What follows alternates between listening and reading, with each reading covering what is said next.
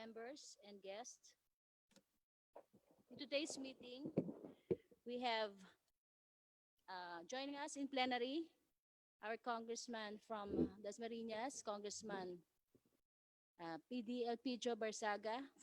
Via Zoom, joining us is Representative Maricel Natividad Nagaño, Representative Euphemia Culyamat.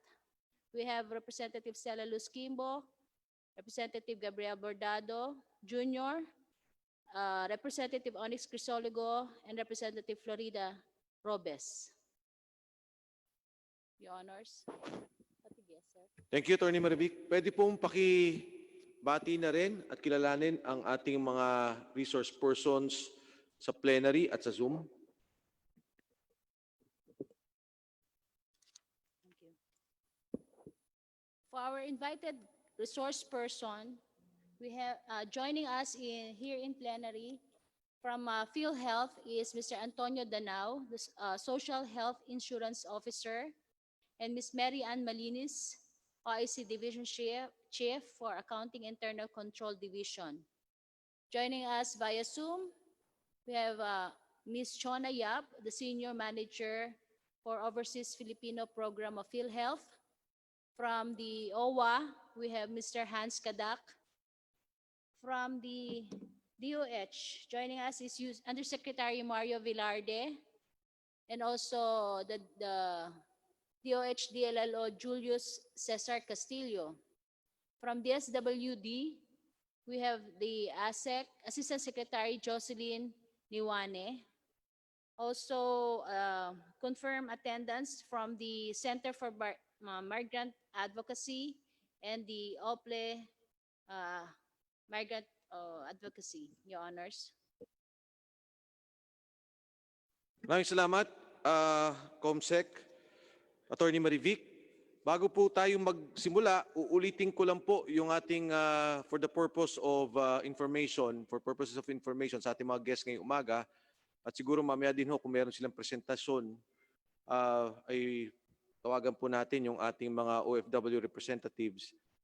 Una ho, gusto ko lang iklaro na yung mga guests po natin dito from the OFW division at yung accounting division, they will not be answering, hindi po sila sasagot sa mga question ng pulisiya.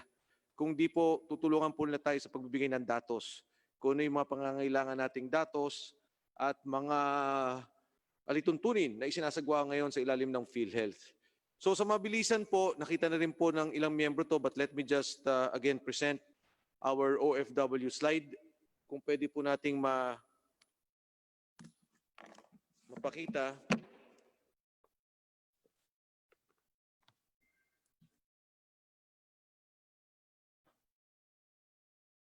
Gusto ko lang pong linawin na ito pong kaso ng OFW na lumabas nitong pagkakaroon natin ng pandemya ng COVID ay isa pong bagong issue dahil yung batas naman ay kaka-aproba pa lang at hindi pa nagkakaroon ng implementasyon. Kaya po minabuti natin habang maaga pa at hindi pa ito nakaka-epekto sa ating mga OFWs ay bigyan na natin ito ng karampatang pagbabago o pag-aamyenda sa batas. Ang dati po sa RA number 10606, ang definition po ng OFW ay classified as in an individual class. Ang kanila pong contribution ay special rate for land-based members. Under the UHC law, naging classified po sila as direct contributors. At yung pong kanilang binabayaran ay both employer and employee paid by a member. Isa po yun sa mga komplikasyon sa kadahilanan nga na masking yung employer ay sila nagbabayad. Next slide. So, ang direct contributors po, OFWs are not classified as direct employees. Direct employees are those employed whose employers pay 50% of their premium. Hindi po ito ma-impose, hindi po ito maisagawa sa ating mga pagbayad ng OFW sa kadahilanan na marami pong kumpanya sa ibang bansa hindi naman po natin pwedeng pilitin. At kung sakaling ayaw nila, ay wala din po tayong magagawa dahil sila po ay nasa ibang bansa at hindi ito ma-enforce ang ating batas. So, ang nangyari po, kailangan bayaran ng, next slide please, sorry. Kailangan pong bayaran ng OFWs ang buong uh, payment, no, the whole payment ng premium para sila magkaroon ng Overseas Employment Certificate. So kailangan po nila to at kinukuha nila to sa PUA, batay na rin sa IRR ng PhilHealth para sila makaalis ng bansa. Next slide. Ito po yung nakikita natin na isang violation ng kanilang constitutional right. Dahil po kung ikaw ay doktor o kung ikaw ay abogado at nais mong magtrabaho kahit ayaw mo magbayad ng PhilHealth, pwede po. Pero sa OFW, sa kadahilanan nga na kumukuha ka muna ng clearance from POEA, ay hindi ka makaalis ng bansa. Ang Pangulong Duterte po, ito po yung kanilang premium contribution table na napakalaki ho talaga ng lumalabas na babayaran. Mr. Danao, tama po ba na 3%, no? Kung kunyari 10,000 ang iyong binabayaran at 3%, more or less nagbabayad ka ng mga, o ilagay natin pala 20,000, more or less ay magbabayad ka ng mga Pesos? magkano po? Mga 400 pesos. 400 pesos times 12, 4,008. Mga ganun. Tapos wala na pong karagdagan doon. Wala na po. Okay. So, next slide please.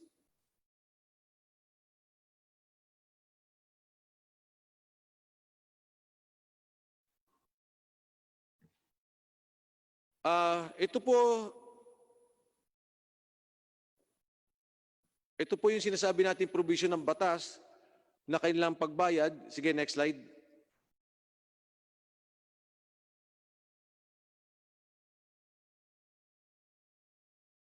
Bukod po dito, pagka hindi sila nakapagbayad, nagkakaroon sila ng interest payment ng 3% sa kanila pong hindi pagbayad. Kung kunyari ho, 1 taon binayaran nila, nagtagal sila ng 2 taon, yung 1 taon ay magkakaroon ng interest na 3% per month. Tama po, Mr. Danao? Opo. Pakigamit po yung mic natin. Tama po. Okay. Next slide, please. Sige po, next slide. Nabanggit ko na rin po yan. So kailan lamang po ay nagsalita na ang Pangulong Duterte at sinabi niyang gawin ng voluntary ang payment ng OFWs. At dito po, kailangan natin balansehin sa pag-uusap na to kung paano natin isasagawa ang pagbabago sa batas na hindi naman magipit ang ating mga OFWs, pero nandiyan pa rin po sila sa programa na kung sakaling sila mismo o ang kanilang pamilya ay nangangailangan ng suporta ng PhilHealth, ay mapakinabangan pa rin po nila. Next slide, please.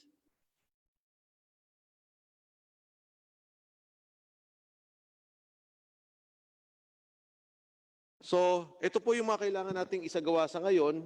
Dinefer po nila ang full payment. At sinasabi nga po, voluntary ang contribution, although may ginawa na po ata ulit sa PhilHealth, Mr. Danao, na after COVID ay meron na kayong gagawing uling pagbabayad sa ating mga OFWs.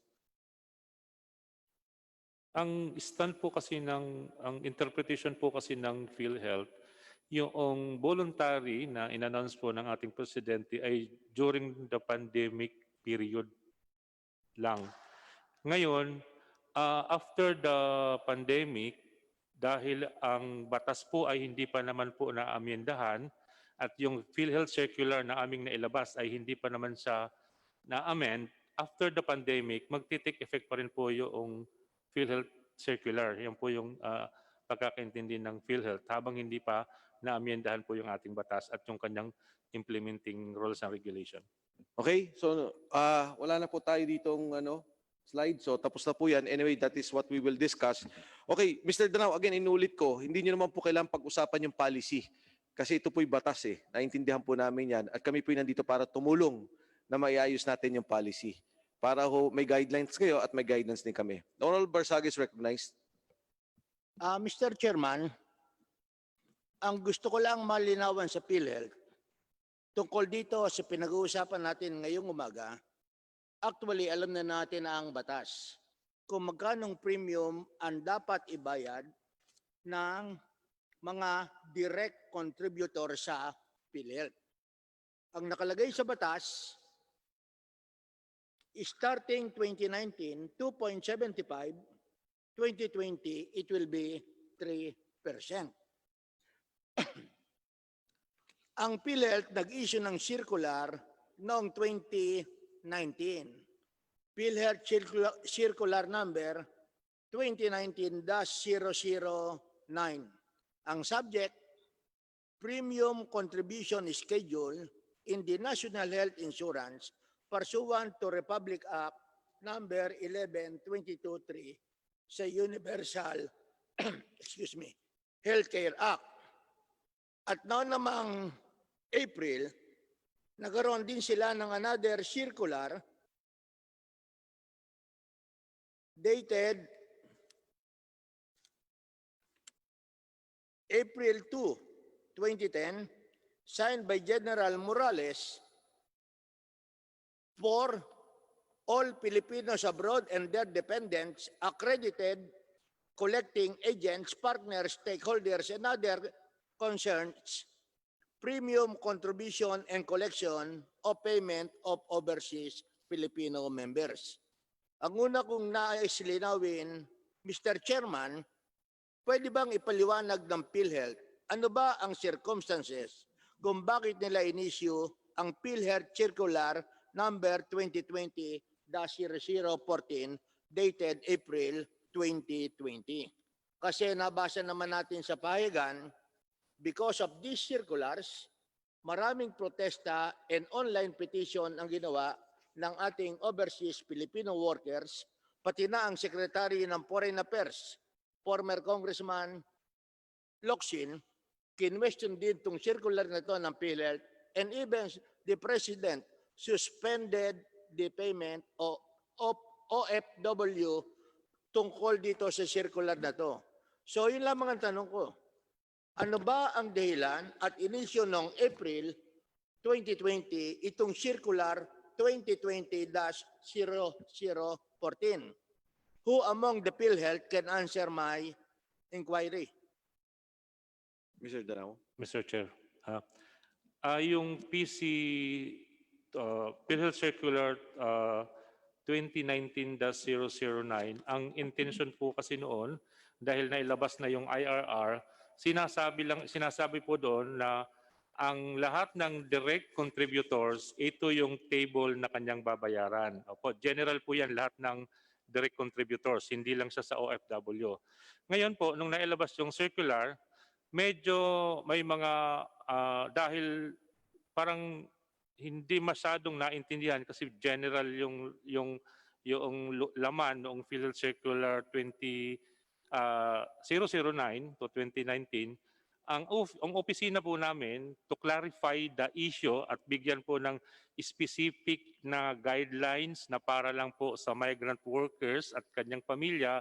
Kaya po si PhilHealth ay naglabas ng PhilHealth Circular 2020-0014 para i-clarify na sa member ng PhilHealth na overseas Filipino workers at yung iba pang Pilipino na nasa labas ng Pilipinas, ito ang kanilang kontribusyon na babayaran, ito ang interest na supposed to be babayaran kung hindi nila mababayaran on time. And then at the same time, clarify namin doon kasi sa batas po sinasabi na kung hindi mo mababayaran yung isang buwan, automatic magkakaroon ka ng interest. Doon sa circular na nilabas namin, yung 0014... Ang tanong ko na lamang, who are the bright boys ng PhilHealth na gumawa nitong circular na to na pinirmahan ni General Morales noong April 2020? Noong panahon ng pandemic na kung saan mismo mga overseas workers ayaw tanggapin ng LGU sa kanilang mga uuwian dito sa ating bansa. Itong circular na to, April 2020, April 20. What is the date of the circular? Exact date? April 2. Oh, meron na mga issue noon sa mga OFW. So, sino ang policy makers ng PhilHealth na pinagbasihan nitong circular na to? Were you the one, Mr. Danao? Nandito po si Ms. Chona Yap, Senior Manager, Mudgino. Senior manager ko po. Okay, Ms. Chona Yap is recognized. Ah, magandang umaga po, Good morning, Mr. ma'am. Chair Yes, and Congressman Barsaga. Congressman Barsaga. Yung Circular 2020-0014, ini-interpret nga namin yung provision ng schedule of premiums for OFWs. Nag-umpisa yan sa opisina ko. Pero lahat ng mga major offices ng PhilHealth katulad ng legal at iba pang sektor ng members group at finance, dumaan yan lahat sa lahat ng opisina bago pirmahan yan ni General Morales. Okay. Ito po, na umpisahan ito mga December pa po. Dahil sa consultation, pati yung aming regional offices ay kinonsulta naman, April na siya na finalize at na-release. Hindi naman yon sinasadya na at the time of pandemic. Kasi work in progress siya nung December, January, ganon. At umiikot siya sa lahat ng opisinang concerned sa PhilHealth. Yes, thank you Yun very po, much thank for that you. information. Ang tanong ko, yung 3% under the Universal Healthcare Law ay dapat bayaran ng lahat ng direct contributors sa PhilHealth. Tama ba? Correct po, tama po. Okay. Katulad ko, I am a government employee, I am a direct contributor, dapat bang bayaran ko ang 3% increase premium based on the Universal Healthcare Law? Opo, nag-uumpisa Okay. na po ngayon yan. I'm sure dinideduction na po kayo sa House. I'm sure. Pero bakit dito sa circular nyo, specified lamang ay ang overseas workers? Why not a circular na lahat ng direct contributors? Okay. Yun po, nililinaw namin po yan for OFWs. Meron pong hiwalay na circular para sa formally employed in the Philippines. Yan po Where is kasi, that circular? What is the number of that circular? Naku, hindi For ko po all alam other yun. direct contributors who are not OFW. Aha, Ringo, alam mo? Mr. Chair, ang alam ko yung PC 2019-00. Alam na natin yung 2019 eh. Opo. Kaya nga binanggit ko na kanina, we are aware of your PhilHealth circular 2019-009. Ngayon, ang sinasabi ng ating resource persons, yung circular ng OFW, meron din circular to all other direct contributors. Yun ang tinatanong ko. Meron ba kayong circular doon? Na kayong mga employers and direct contributors, katulad ng overseas Filipino workers, 3% na rin kayo. Yun nga po yung laman ng unang circular, sir. Yun po yung laman, Mr. Chair, ng unang circular. Nga, Kaya pero lang yung po circular nyo, Attorney, Congressman 2019. Barsaga, we have Attorney Pukalyan. Kasi kayo lang ang OFW desk, Miss Yap, di ba? Ma'am Yap? Opo. Kayo lang po. O yan, ito lang po yung OFW desk. So si isa ko Attorney... lang question, Okay po. yung ban 3%, hindi lamang sa OFW, sa lahat ng direct contributors, pinagbabayad nyo starting April 2020. That I can easily verify. Private employers, pinagbabayad nyo ba? Yes. Ha? Opo. Can you present to us the PhilHealth payments na 3% ng mga direct contributors starting April mapera sa OFW? Yung sa lahat ng direct contributors po, sa pagkakaalam ko, nag-umpisa ang 3% January 2020. Kaya tayo sa gobyerno, ako man, meron na akong deduction monthly based on 3% of monthly salary. What about the private sector? Ganon po yung ganon po yun ang So effect you just sa present to us. You just present to us the 3% collected by PhilHealth from the government and private sector Ah. starting January representing the 3%. Kasi ang perception ng iba, Oh. unduly discriminated ang OFW. Opo. Okay. Opo. Can we submit that later? Kasi Yes, please do, Ms. Yap. We don't need it now, but Yes. kindly submit it. Pangalawa, yes. another issue is that, totoo ba? Now, we are practically compelling them to pay the premium even before their departure. Ganito po yon, yung PhilHealth payment prior to the departure of the OFW has been stopped since 2015.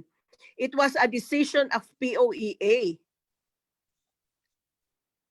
Yung pong ginagawa ninyong circular ngayon, yung IRR, na kailangan kumuha ng overseas employment clearance, wala na po yan. It is parang it's something like a proposal na to be implemented. Kasi po, we saw that it's only by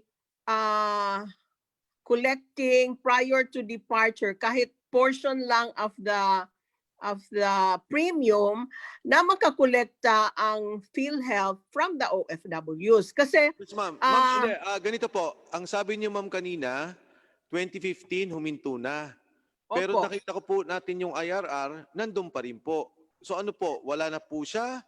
Yung sa IRR po is parang a proposal. It's a repeat. It's a proposal ng PhilHealth kung pwede ibalik. Kasi marami na nag-negotiate kami sa POA na kung pwede ibalik yon as a requirement of the as a requirement prior to departure ng OFWs. Kasi yun lang ang nakikita namin na pwede tayong makakolekta from the OFWs. But still, yung nakalagay sa IRR, hindi pa yan na-implement. Kasi nga, nagkagulo na, so to speak. Okay, so yan po yung nakikita nyo Yes. to execute or Okay, to follow up. implement the collection, pero hindi nyo po ginagawa sa ngayon. Pero kung sa IRR, nandun pa rin po. Tama po, no? Opo, Yep. unless it is Amended. revoked or amended. Yes. Okay, Opo. Congressman Barsaga? So, ang purpose lang natin, kung bakit natin pinagbabayad sila para umalis, ay in order to guarantee the collection of their premium. Tama po ba? That's one of the objectives po. Plus the fact na kailangang maprotektahan pa rin yung kanilang pamilya. Kasi minsan, pag alis nila, merong nagkakasakit. Kasama naman dito ang dependents nila, yung mga anak, magulang, at asawa na walang trabaho. So, minsan, ang ibig nyo bang sabihin, kung sakaling hindi sila makapagbayad ng 2,400 bago sila umalis, wala ng proteksyon ang kanilang mga pamilya at dependents dito sa Pilipinas. parang ganun po. Parang ganoon. So that's the truth.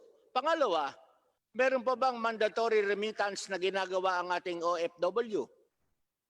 Ano pong mandatory remittance ng kanilang sweldo? Kanilang sweldo sa mga beneficiaries nila? Wala po. Wala na po yan. It has been stopped.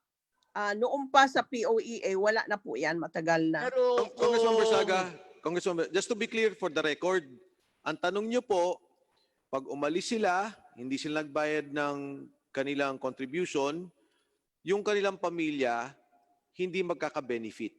Tama pa, Ma'am Yap? Nung bago mag-UHC law, ganun ang ating patakaran. Pero ngayon, dahil may UHC law, wala namang dinidiscriminate na ang UHC law sa whether nagbayad ka o hindi, pero kailangan mo ng hospitalization, gagamutin ka na. Pero, Okay. yes po. Okay, so ganun po. So hindi naman pala ibig sabihin na kung hindi nagbayad si OFW, hindi mako-cover yung pamilya na because under the UHC law, universal na. Lahat Opo, na. opo. Okay. Okay, Kong Barsaga. another question. Hindi ba meron tayong mga employers ang OFW na based in the Philippines and Filipino corporations. You must be Ha? you must be referring to the seafarers. Yes. Opo, meron namang mga ship owners dito na Pilipino at nag-hire ng international Yung bang mga seafarers. seafarers, yung mga marino, kinakailangan bang magbayad sila ng 2,400 or 3,600 bago umalis kahit na ang ganito po. employer nila ay Filipino corporation? Ganito po, ang iba po kasi ang sea-based. Kasi po, yung kanilang manning agencies, whether Filipino or foreigner, ang kanilang pagbabayad ng PhilHealth ay salary deduction. Monthly po, kasi hawak ng manning agencies ang payroll ng mga international seafarers. So automatically, katulad sa atin nandito na-employed dito sa Pilipinas, automatic ang deduction katulad ng schedule of premiums na sinusundan natin. Congressman Bersaga, we have the whole day anyway. Can we give the others the chance? Okay, thank you, Congressman Thank Bersaga. you po. We now proceed to our second interpolator, the Honorable Salo, who is now in Zoom. Congressman Salo is recognized. Nawala po si Congressman Salo, mahina talaga signal niyan eh. Kilalanin po natin, Congressman Barbers, Ace Barbers is recognized.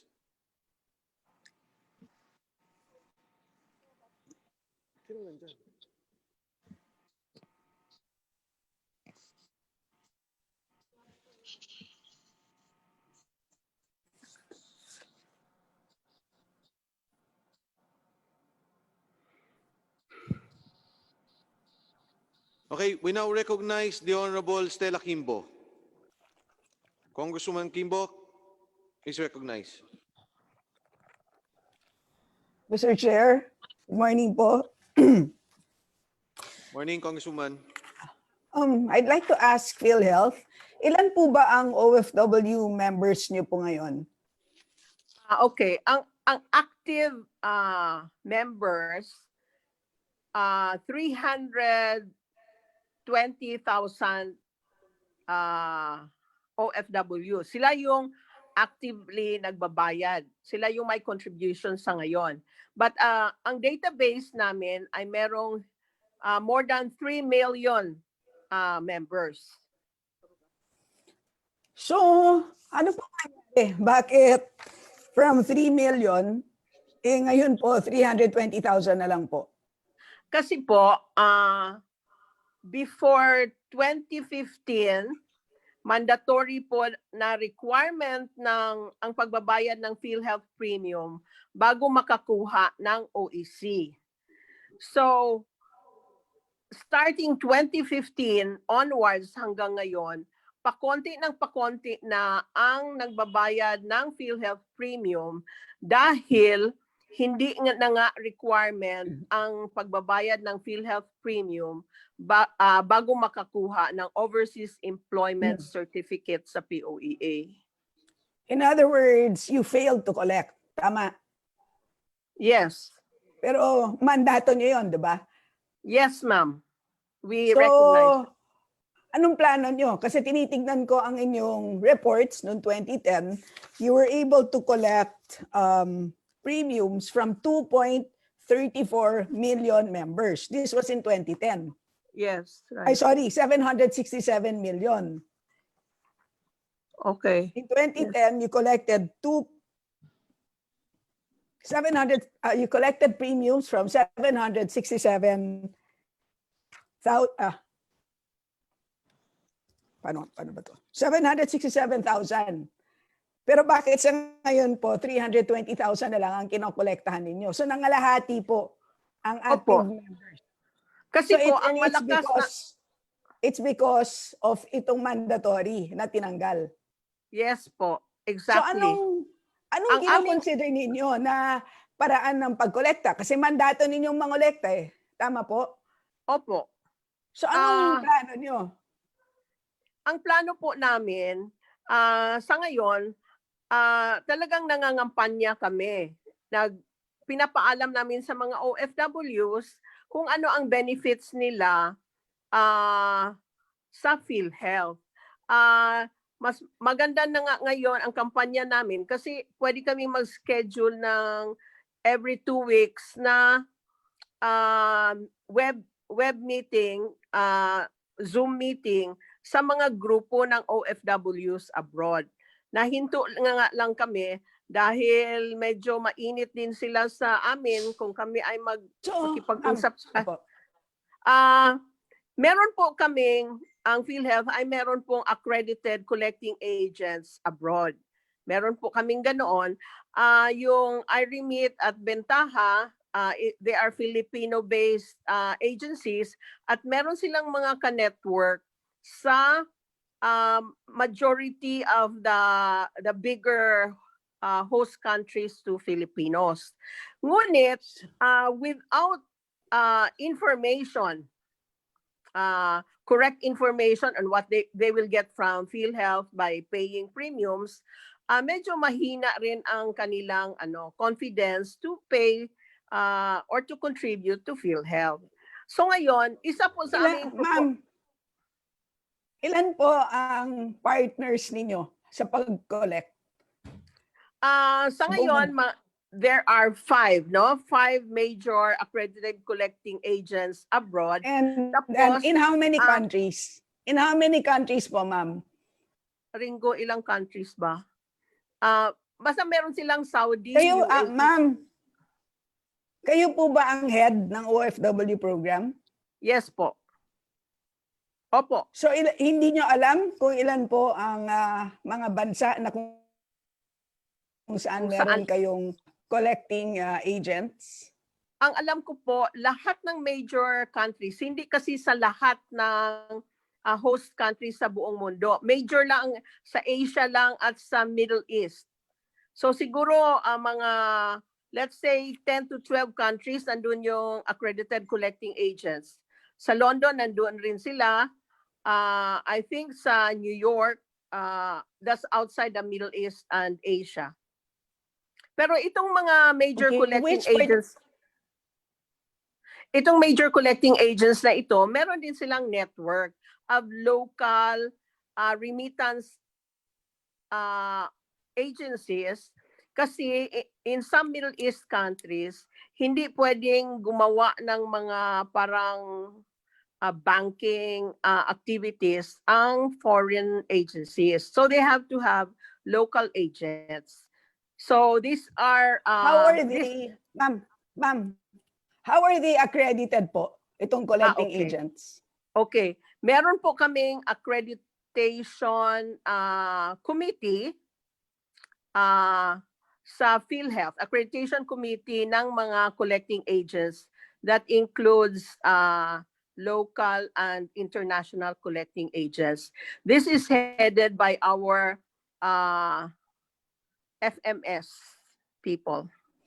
So in other words, ma'am, wala pong PhilHealth employees deployed abroad. You only collect through your partner agencies. Yes, ma'am. Okay. So ang tanong ko po, ma'am, ano ang patakaran ninyo sa pagkolekta? So once they receive the premium contributions, ilan araw po bago i-remit sa PhilHealth ng inyong collecting agents? Siguro yung aming representative sa finance ang pwedeng makasagot niyan.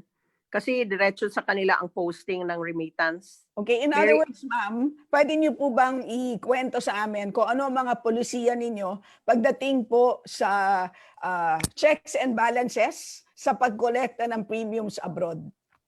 Opo. May I refer you to the representative from finance, please, Mary Ann? Pero ma'am, di ba you're the head of the OFW program? Yes po. Pero yung in terms of collection, in terms of actual monies, sa FMS na po namin yan. What about the policies? Hindi ba galing sa'yo yan, ma'am? Hindi rin. It's ang sinusundan namin yung policy ng FMS as to remittances and banking, etc. Sino pong sasagot? Ms. Malinis recognized. Sige po. Sir, I'm sorry po. I'm from the accounting department. we just do the recording. Ang nakakaalam po talaga niyan is the Treasury Department. Nandito po yung ating treasury, no? Po. PhilHealth, can we recognize? We don't have the name, pero from the treasury of PhilHealth, kung pwede pong magpakilala and to introduce yourself and your position.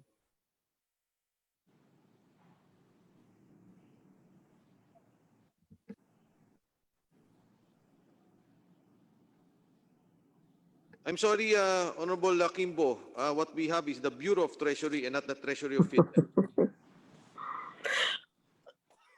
So in other words, Mr. Chair, wala pong nakakaalam kaya ng polisiya ng checks and balances pagdating po sa premium collections from our OFWs? Parang hindi naman yata po katanggap-tanggap po. Diyan sa- Hindi. Meron naman yung specific details niyan. Nasa aming ang treasury. Sila ang nakaalam po niyan. Sige ma'am, ikwento nyo na lang ang general sa inyo lang pagkakaalam. Bilang head ng OFW program, bilang head, Okay. ano po ang inyong As pagkakaalam? far as I know, kunyari ang OFW sa Hong Kong ay mag-remit sa Bentaha, Bentaha will cause the remittance to our PhilHealth account. Okay, Ah, local. Opo. And then ina-advise niya yata, I think they have a link with our treasury people na para ma-post on the same day or the following day ang remittance. So, same day posting ang inyong policy. As much as possible. Pero merong iba, the following day na, siguro beyond na the working hours, yung after 4 o'clock na in the afternoon. Okay. Ito pong online banking transactions, hindi po ba recent lang yan? Bago po Opo. tayo nagkaroon ng gantong klaseng sistema, paano ninyo Yes. kinokolekta? Physically ba? Nung wala pa pong online system, meron tayong OFWs all over the world, hindi po ba? Paano sila nagbabayad? Ringo, can you help? Gaano katagal na po kayo sa PhilHealth?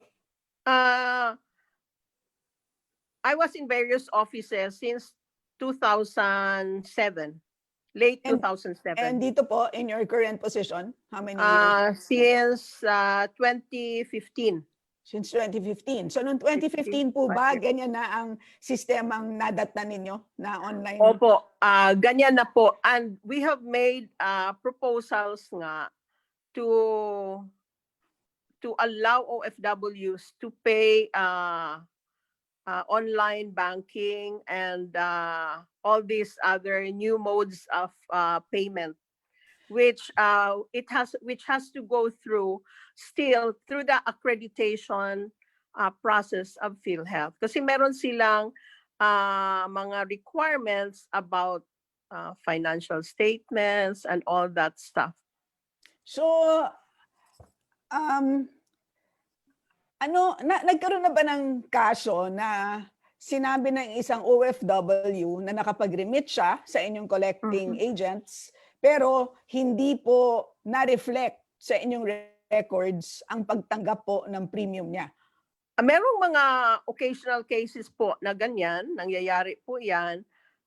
Nangyayari yan lalo na sa Hong Kong, kasi sa Hong Kong, marami ng ating OFWs, malakas talaga silang mag-remit and they really follow up. At minsan may nangyayari na nagkasakit na yung kanilang mga dependents, pero yung pala hindi pa na-remit ng agency. But hindi naman ganun yata katagal ang hindi pag-remit ng agency. Siguro yung iba nakaligtaan, siguro 1 week or 2 weeks at the most, ganun.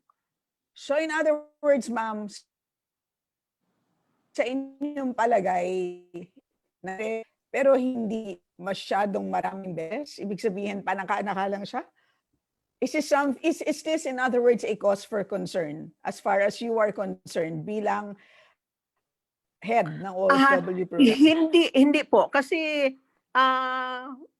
bihira lang naman siya nangyayari, and that's why it comes to our attention, and we make the necessary follow-up with both the agent, no, the collecting agent abroad, and the treasury here. Okay, so in other words, you have not filed any cases against any of your collecting agents. Wala naman po. Magkano po ang kanilang fees as collecting agents?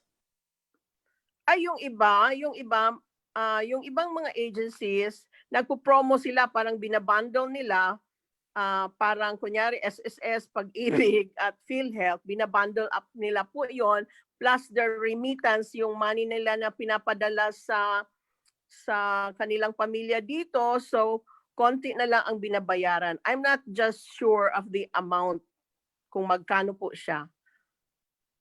So in other words, ma'am, sa tingin nyo, tama ba? Wala masyadong problema sa sistema ng pagkolekta. Ang problema lang is napakakonti ng koleksyon ninyo dahil Correct. napakaliit po ng nakaka-capture ninyo na OFW payments. Yes. Tama po. Exactly. And And ngayon, gusto nga namin sana na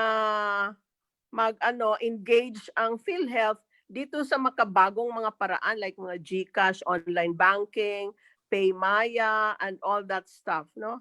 Kasi ngayon, madali na lang ngayon mag-remit.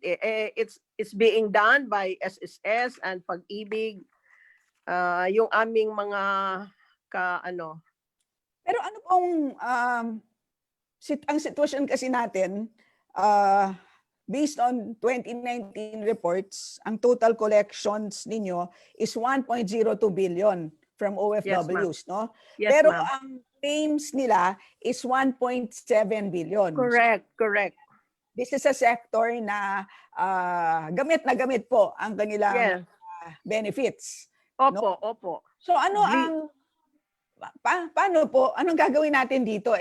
Right now po, so ngayon na magiging voluntary ang payments nga dahil nga syempre sa pandemic. Po. Meron tayong Section 9, tama po ba dun sa batas? Na ang ibig sabihin sa Section 9 is whether ka nakabayad or hindi, you can demand eligibility sa inyong benefits. Opo. Tama. Ngayon, kung kaso na nagkasakit ang isang miyembro, hindi nakapagbayad pa ng premium, pero pagdating na sa ospital, hindi siya pwedeng tanggihan. Correct. In other words, nasa burden po ng PhilHealth na kolektahin yan. Yes po. Okay. Correct. Sa ngayon po, klaro po, no, dahil voluntary na nga lang po ang payment ng PhilHealth, ngayon po, mas mabigat na ang responsibilidad ng PhilHealth sa pagkolekta ng premiums. Pero ngayon po, tingnan ko ang inyong report, 300,000 lang ang nakokolekta. Tama, 300,000 lang ang nakokolektahan ninyo compared to the 3 million na dapat nyong kolektahan. Na talagang ang layo naman po sa target. Yes. Ano po bang sistema ninyo? Hindi ba kayo pressure ng CEO ninyo, ang opisina ninyo particularly? Kasi ang baba po ng collection rate ninyo. Kayo po ba, nakatanggap po ba kayo ng performance-based bonus last year? Nakatanggap ba tayo? Ewan ko lang. So, Wala diba, pa yata yun. Hindi, pero ano ba ang key performance indicator ng opisina ninyo bilang OFW head? Di ba may key performance indicators para sa performance-based bonus? Correct. Kasama po ba dyan ang collections? Ganito po yon. Yung opisina namin, we do policy work, policy formulation work. At the same time, dahil nga wala namang nagti-take up ng information and actual campaign to collect, kung maaari lang, ginagawa po namin yon. Kaya we saw the only best way to become efficient in collecting is through POEA. If POEA will cooperate with us. Kasi we have been negotiating with POEA since 2015, since they stopped the collection. And yet, wala. They have asked us for opinions from DOJ and the Solicitor General, which gave us very positive feedback naman na dapat talaga it's incumbent upon POEA to collect it is all right for POA to collect kasi nga oversight naman ang POA sa OFWs, which it seeks also to protect. Okay. Pinupurso namin ito. Pero sa ngayon, gusto po naming mag-deploy ng representative overseas na na-postpone na na-postpone. We have proposed for Hong Kong and UAE. UAE, we are about to get a nod from the Philippine Embassy there. And then Hong Kong, but hindi tinuloy ng Hong Kong. We are also proposing, pero ang ano namin sa opisina is that we can deploy if we are given the go signal to deploy at least to 2 countries lamang. Honorable Pero Kimbo, sa ngayon, question? everything is in suspended animation dahil nga dito sa pandemic. Honorable Kimbo, last So ma'am, question. sige po.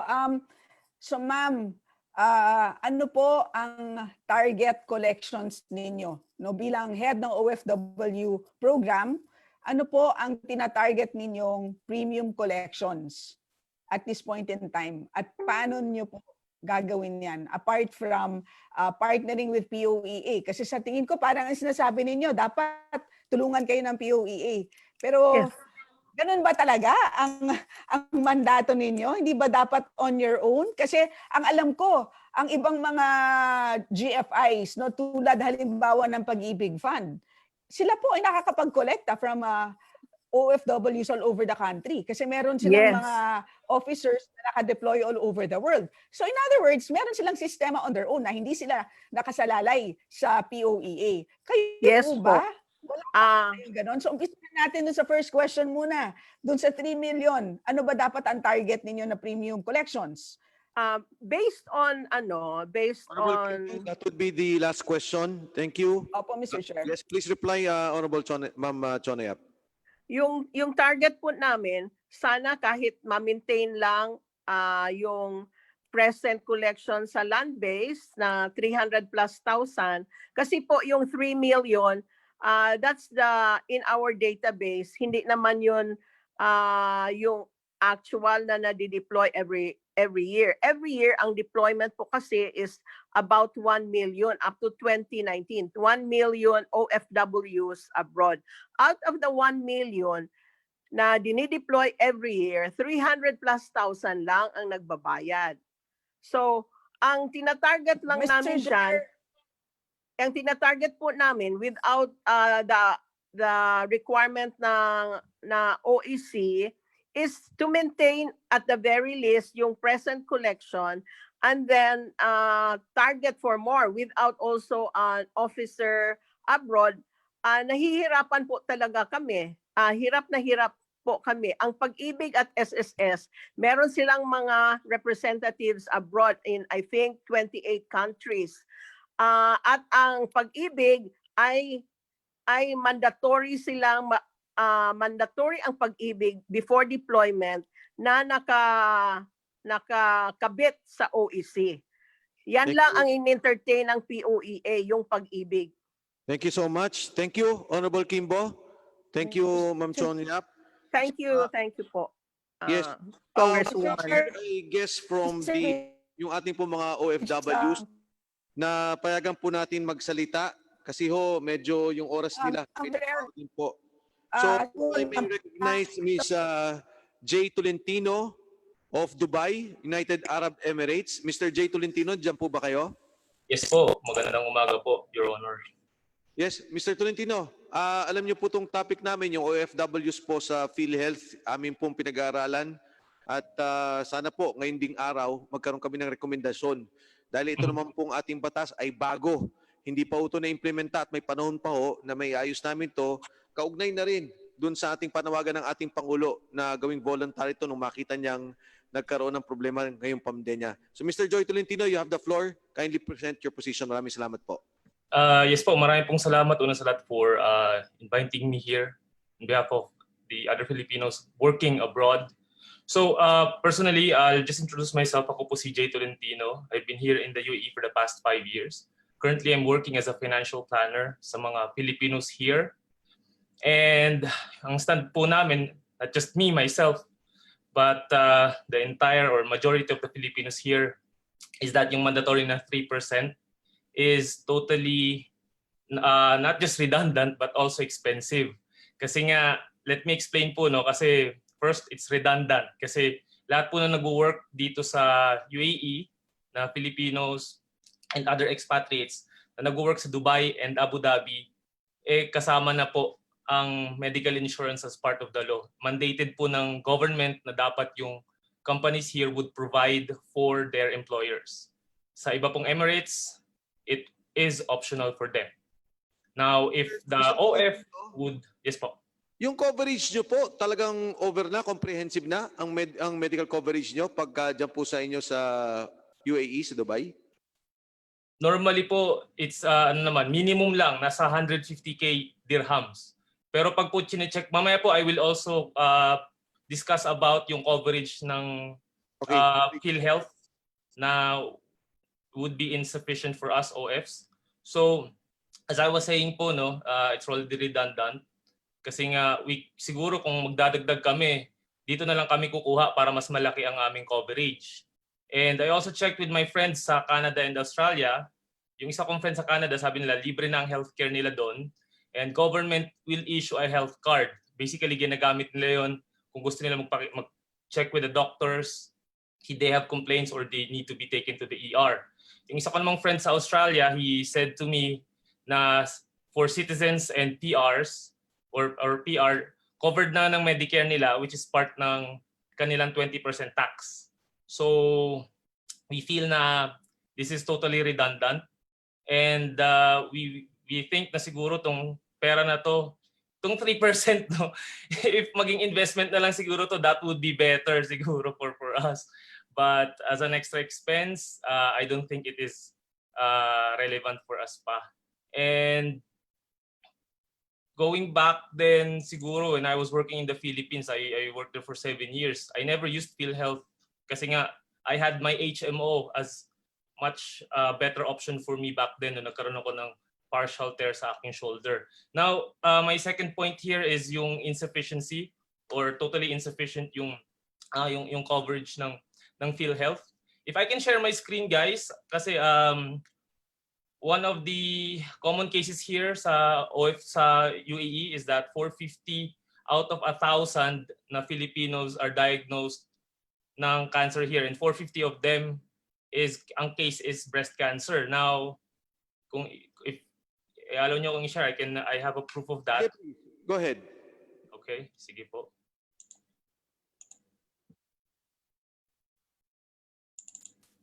So here's an article po sa isang local newspaper here. 450 Pinays in the UAE diagnosed with breast cancer every year. And roughly 1,000 po ay nagkakaroon ng cancer. And dito, ang cost ng cancer treatment ng chemotherapy is nasa 32,000 dirhams. Depende sa type of cancer. And I was checking yung coverage ng breast cancer treatment ng PhilHealth. It's only 100,000. So it's totally insufficient for us. Mr. Tolentino, ano po ang translation ng support sa inyo in peso terms? That is roughly 400,000 pesos po. Above 400,000. Sige po. And sige po, paano ba i-stop ang aking screen share? Now, that's number 2, it's inefficient. And number 3, we find it expensive kasi paying 3% to 5% for lack of coverage is expensive. I'm working here as a financial planner. And part of what I do is to look for the most affordable insurance coverage for my clients. Okay? And normally, ito lang, ang nabibigay ko nga normally na percentage of the income ng aking clients is 3% to 5% at max. And I can already give a coverage of 3.75 million pesos ang katumbas. So, kung yung client ko na yun tamaan ng critical illness, she can survive for the next 4 years. I just had one case na ganito, and she took a critical illness program with me. May kasamang life insurance yun. And nung kinalculate ko siya, it's only 3% of her income. Pero kung tamaan siya ng isang, let's say, malubhang sakit, like a cancer nga po, she can survive for the next 4 years with that amount of coverage. And as I can see here, if the OF will only rely on PhilHealth, 100K will definitely not be enough. And I also checked yung coverage ng chemotherapy dito. I think it's nasa ano lang, 175K, 120K for cervical cancer per treatment. So, yun po yung take namin dito sa issue na to regarding the mandatory 3%. Siguro po if it's voluntary, then hindi siguro magkakaroon ng ganitong outburst of emotions from us.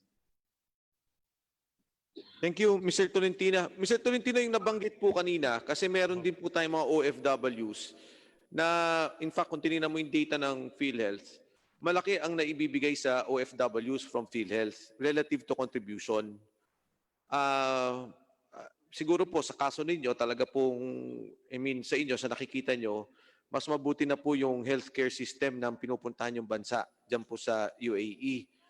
Ang tanong ko po, no, if it's, number one, sabi mo, pag voluntary, okay lang naman. Opo. Okay. Siyempre, meron ka ring mga beneficiaries dito sa Pilipinas and you would want them to be covered just in case, kahit hindi ganun kaganda yung coverage ng PhilHealth. Yeah, I would rather go for an HMO na lang po. I can purchase that naman separately for my families there. Kasi I have clients there na mayroong aging parents and maganda ang coverage ng mga HMO sa Philippines for retirees. Normally, if you are a retiree, ang concern mo is long-term care. And as I have checked din ang options for Filipinos there, meron din pong options for HMOs na magaganda. Okay, for the other Filipinos na hindi ko kaya yung HMO, would you recommend a basic, kunyari, OFW ka, pupunta ka sa ibang bansa, may iwan yung pamilya mo dito, would you still recommend basic for them, Basic. those who are here, na mag-avail pa rin ng PhilHealth, those nang hindi maka-afford ng HMO? Yeah, if talagang they could not afford it, then yeah. Thank you, Mr. Tolentino.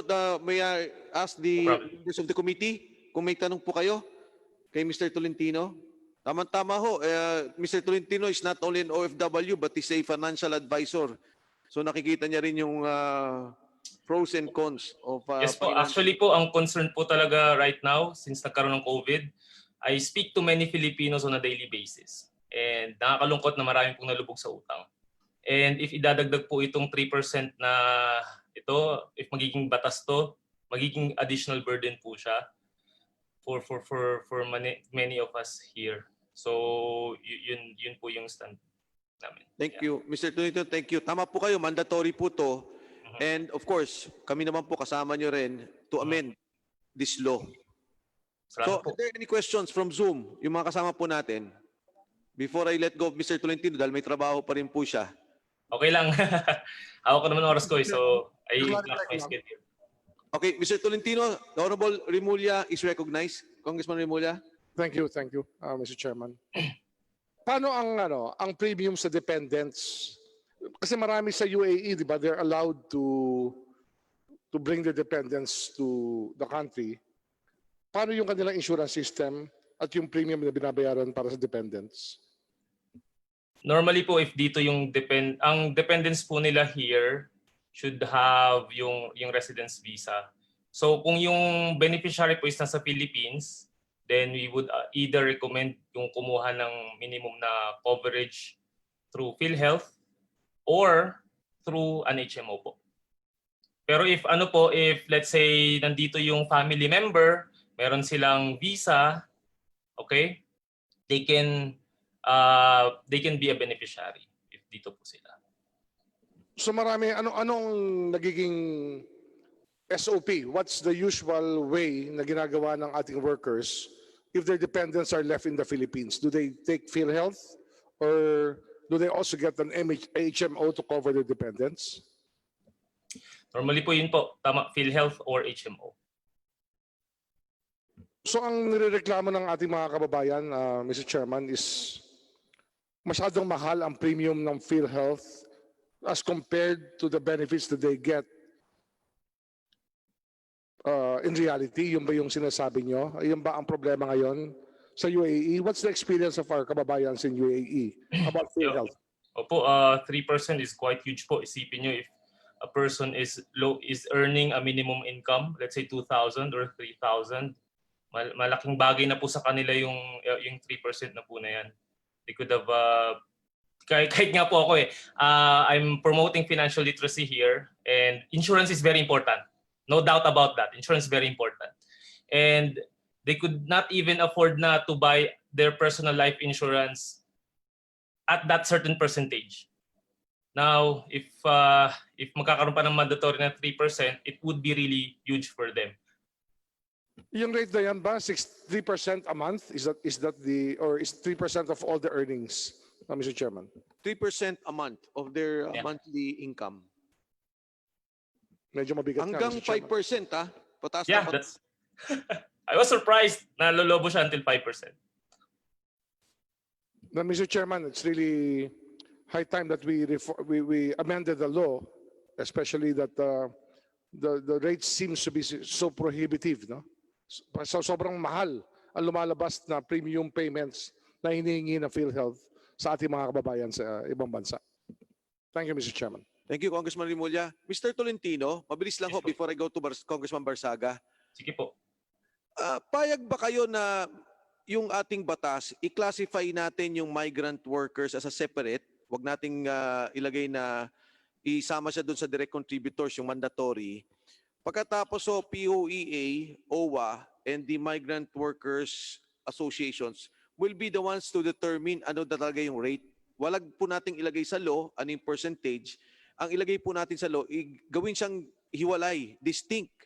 Tapos magkaroon na lang determination, wag nating ipako para may leeway ang agencies at kayo din po na mag-decide on how to go about this. Well, 3% pa rin, and having that low coverage, I don't think it's... Wala, Mr. Tolentino. Buburay na natin yon. To be determined, magkaroon lang tayong reclassification ng migrant workers as a separate class under the UHC law. I think that would be better para mas matulungan yung mas lower incomes here.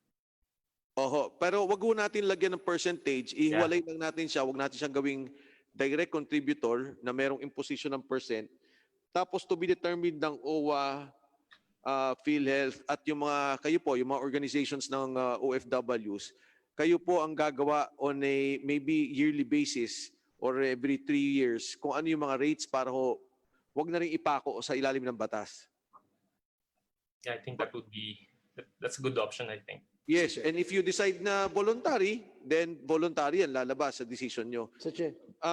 Yes, Deputy Speaker Fernandez, according to age, you're older. So, Congressman Barsaga first. Paglilinaw lamang sa ating resource persons, sa ating batas, kahit na kayo nasa abroad, entitled kayo sa PhilHealth benefits. Nawala na? Yes po. Opo, entitled po kami, pero kung yun nga po magiging 3% po siya, yung 100K like what I have given as an example, it's totally not enough. Ang tanong ko lamang, based on your experience, kung sakasakaling ang mga kababayan natin ay nagkakasakit sa abroad, bagamat sila ay covered ng PhilHealth, sapagkat nasa abroad kayo muna ang magbabayad ng inyong hospitalization expenses. Pati na yung case rate, habulin nyo sa PhilHealth. Kumusta naman experience nyo sa reimbursement sa inyo ng PhilHealth? Yeah, well, isang feedback from one of my clients sa PhilHealth, medyo matagal ang reimbursement. I'm just not sure about the exact timeline, pero the word that I got is matagal. Gano'ng katagal? I'm sorry, hindi ko po masasagot yung specific na date na. Ang reimbursement ba sa inyong mga relatives dito sa Pilipinas o directly sa inyo where you are employed? Yun po ay, you mean po yung reimbursement na pupunta sa dito? Or dun po sa bank? I haven't actually, hindi pa po ako nagkaroon ng personal experience na magkaroon ng claim using PhilHealth. Kasi ginagamit ko yung health card ko dito. And hindi ko po natanong dun sa client ko if yung reimbursement na nakuha niya is napunta sa bank account niya sa Philippines or pinadala sa bank account niya dito. So, Normally, ang nakakapag-avail lang ng PhilHealth are your dependents here in the Philippines. mhm. Kapagkat meron naman kayong health card in a foreign country.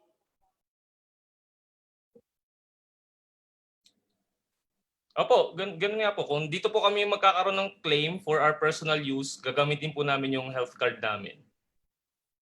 Sa PhilHealth naman, kahit na meron bang health card ng ating mga OFW, nagkasakit sila sa abroad, are they still entitled for reimbursement here in the Philippines?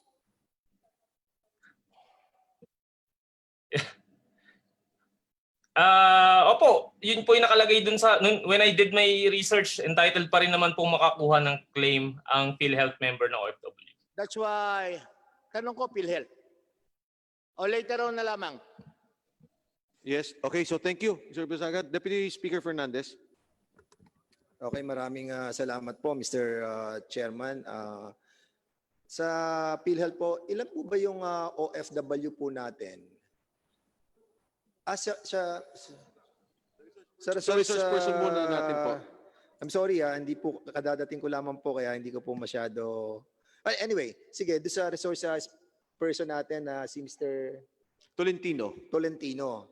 Kanina nakikinig din ako nung pagdating ko dito, parang ang nagiging problema nila sa kanila ay meron doon na talagang hindi kaya na makabayad, saka redundant, no? Saka duplication, no? Kumbaga parang nagbabayad na kayo dyan, tapos hindi nyo naman na-avail yung mga kung mag-enroll kayo sa PhilHealth dito sa Pilipinas, hindi nyo naman ma-avail.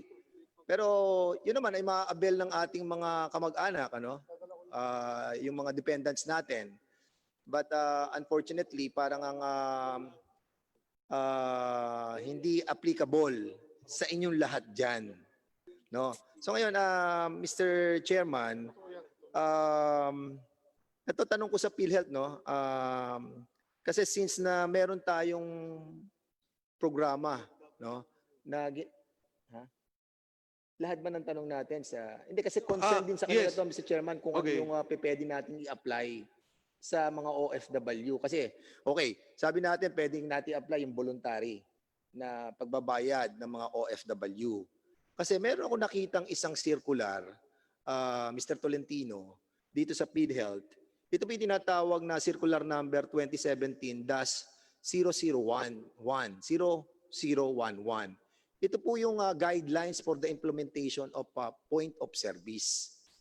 Ano po ba yung point of service na in-implement ng PhilHealth noong 2017? Ang point of service, ito po ay nung hindi pa ina-apply yung universal healthcare, ang ating pong mga mahihirap na mga mamayan, hindi po sila member ng PhilHealth.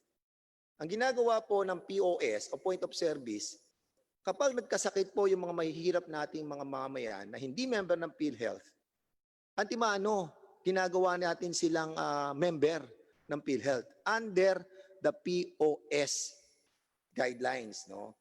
Kumbaga, binabayaran na ng LGU o ng mga healthcare institution yung kanilang premium at nakakapag-avail sila doon sa programa ng PhilHealth. Ngayon, ang aking pananaw, Mr. Chairman, why not request the PhilHealth na i-apply natin ang point of service sa mga OFW na hindi po nakakapagbayad ng premium o kaya kalahati lang yung binabayad po nila.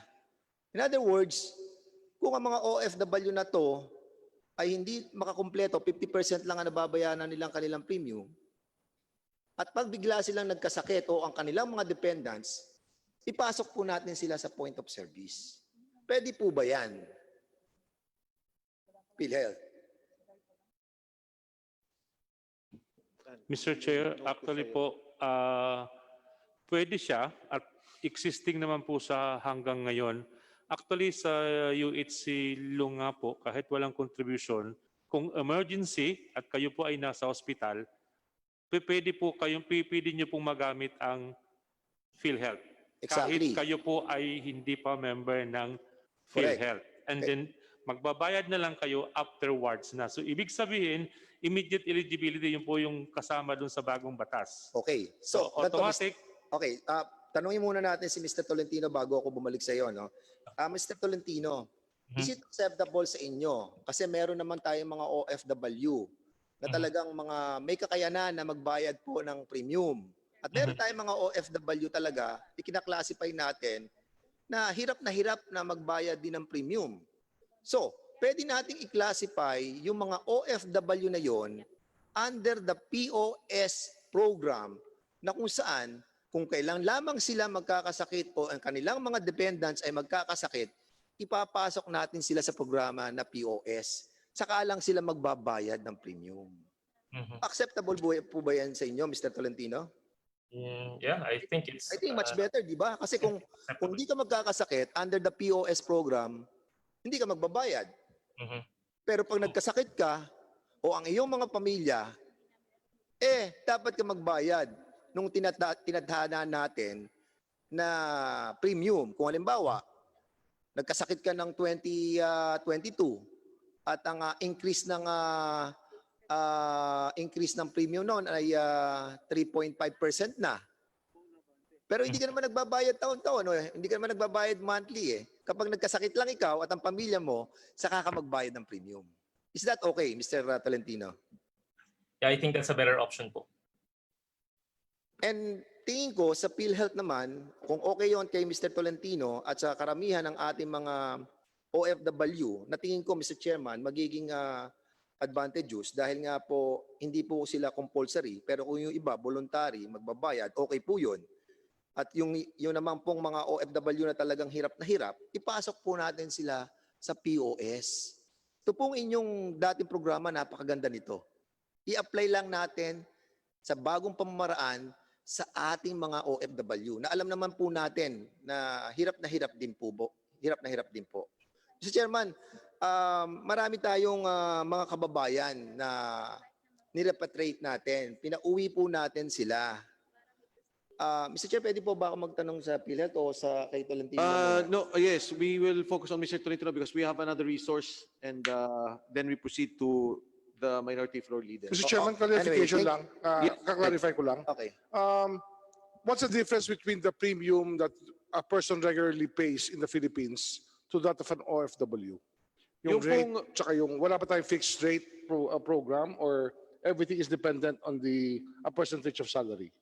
Honorable Rimulya, ang isang malaking difference po niyan, kung empleyado ka dito, 300 ang babayaran mo, 150 sa employer, 150 sa'yo, employee. So FW po, solo nila lahat. Yes. So let's say, ano normal rate? Is it 450 a month for each employee or meron ba tayong fixed rate? For example po, kung ang sweldo mo 20,000, kung dito ka sa Pilipinas, you will be paying 300 sa side mo, 300 sa side ng employee mo. Pagdating po sa OFW, solo nila yung 600. Times 12, that's 7,200 a year. Kaya mabigat din po talaga . And then they have to pay lump sum before they leave. Yun po ang pinopropose dapat nung una. In fact, they're advocating that. Medyo mabigat po talaga. Well, then we have to amend the law. That's Yes. the solution. I agree with you, Honorable Remulla. Before we proceed, kay Mr. Tolentino po, kung meron pa hong katanungan, sige ho, kung wala pong munang katanungan, Mr. Tolentino, kung kaya nyo pa ho kami samahan, samahan nyo po kami kung may mga clarifications later on. Sige po. Nako, thank you po. At any rate po, Mr. Tolentino, we are not pressuring you. Alam po namin may trabaho kayo. But thank you for all your inputs. Ngayon naman po, let's recognize Mr. Venancio Legaspi from Saudi Arabia. Mr. Legaspi?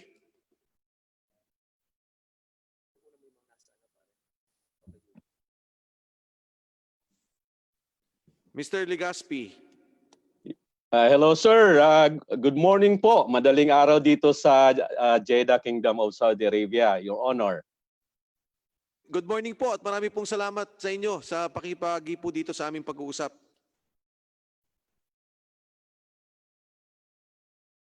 Mr. Legaspi? Yes po, nami-mute po kasi ako, Your Honor. Thank you so much po sa pagpapaunlak po na makasama po sa pagdinig sa araw na ito. Si Kaveni po ako ng OFW Council of Leaders dito po sa Jeddah, Kingdom of Saudi Arabia. Malaking karangalan po na, hello? Narinig po namin kayo.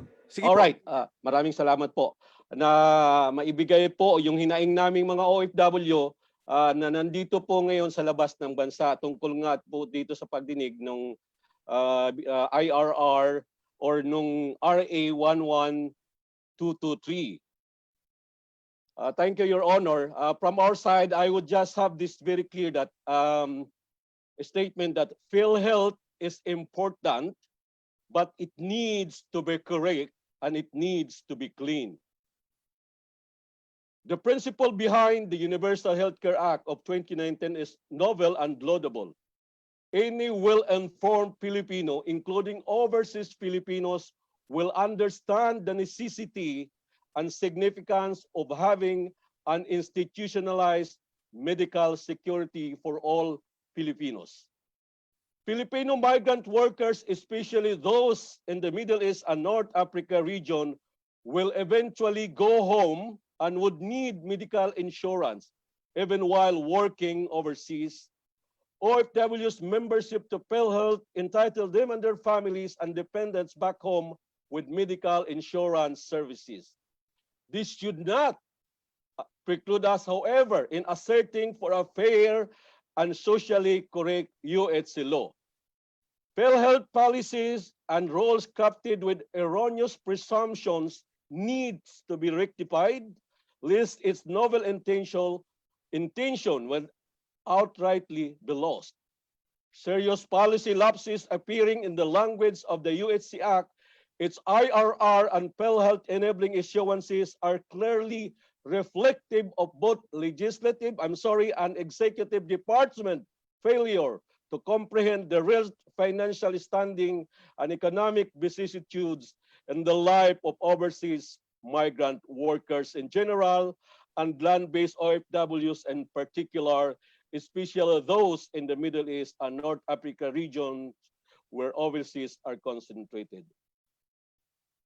PhilHealth's recent attempt to implement the UHC Act and surreptitiously place overseas Filipinos under such a onerous bind, while the whole world and overseas migrant workers themselves are suffering from the economic and medical fallout of COVID-19 pandemic, is totally unacceptable, deplorable, and inhuman.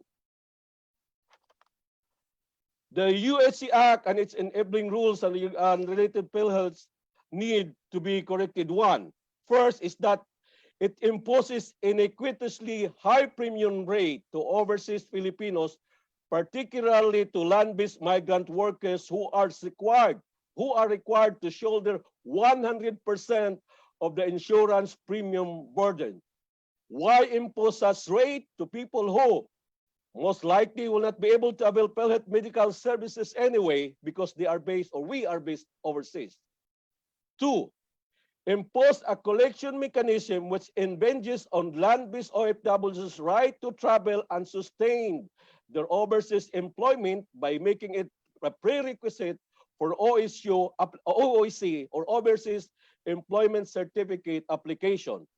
Even if POAA disowned and refused to implement this policy, it remains in the language of the law's IRR, Section 10.2.c. Number three, PhilHealth Advisory Number 2119-0041 imposed a discriminating haste in the premium collection schedule, particularly for land-based migrant worker. Why singled out land-based migrant worker for this discriminating rule? Is there no equal protection under the law? If SSAs can afford to offer a liberal payment scheme for overseas migrant workers, why can't PhilHealth do the same? This was belatedly, of course, amended by PhilHealth Advisory Number 2020-037, extending the period of payment to 1 year from the previous 6 months 6 months. The UHC Act and its IRR should be amended and state this clearly to avoid whimsical legislative, overreach and abuse by PhilHealth. Number 4, PhilHealth failed to factor in and address the phenomenon of distressed overseas migrant workers. While it is true that PhilHealth recently came out with advisory number 2020-037 to address this concern, that advisory has no legal basis to stand on the matter is never mentioned nor covered in the UHC Act and its IRR. Number 5, impose penalties and other punitive mechanism for defaulting direct contributors, that's us, or members, such as land-based migrant workers, are excessive, coercive, and confiscatory in nature. UHC Act is a social legislation which should serve, not hurt, the interests of its member contributors. Its punitive pangs should be directed to third-party manipulators or opportunists and to PhilHealth employees who abuse the fund entrusted unto them. Number 6, trampled upon the rights, interests, and welfare of land-based migrant workers without the benefits of a prior, genuinely democratic, effective, and sufficient consultation process with us. Had there been one, there would have been no need for this position paper that we have.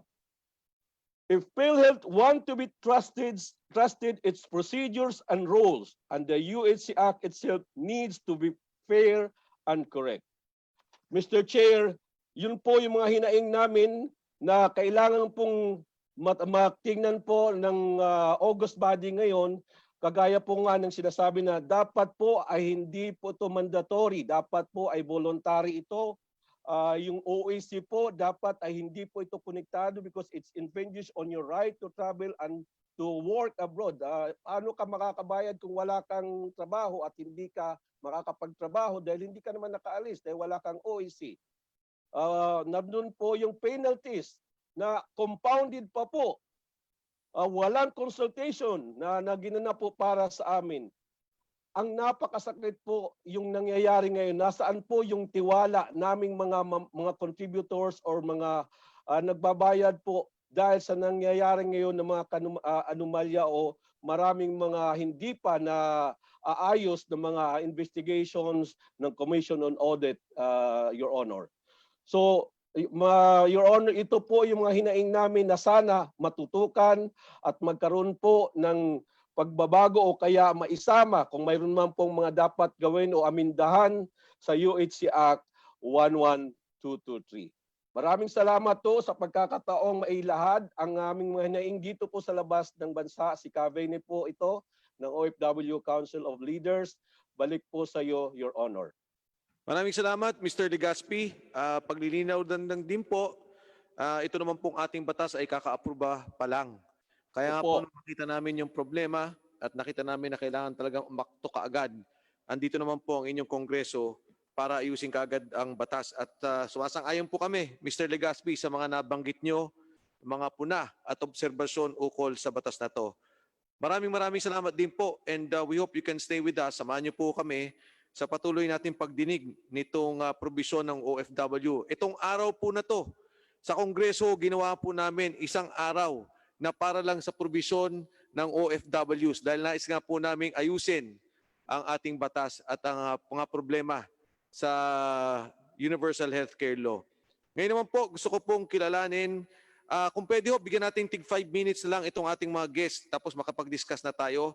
Si Ms. Rodora Abano ng Center for Migrant Advocacy. Ms. Abano, are you there?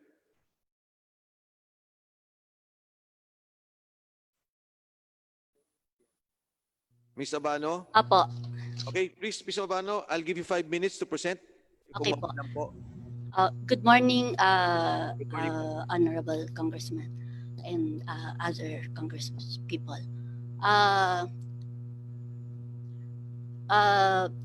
We have presented this in the joint hearing earlier at the Senate So we will just reiterate our position. Uh, we believe that the more than 10 million OFWs and other overseas Filipinos being part of the Filipino nation should be included in the country's universal healthcare system. Ma'am, Yep, ma'am, I'm sorry, nakakat po. Nakakat po yung inyong signal. I'm sorry ho. sorry. Okay na po? Mukhang okay na naman po. Sige po, please continue ma'am. Salamat po. Okay, so it is only fair, therefore, that OFWs contribute to the universal health care, which will also benefit them and their families. However, in the light of the particularly difficult situation of the pandemic, we strongly recommend the suspension of collection of PhilHealth premium from OFWs until at least the end of the year. And instead, we call on the review and adjustment of the law and its IRR.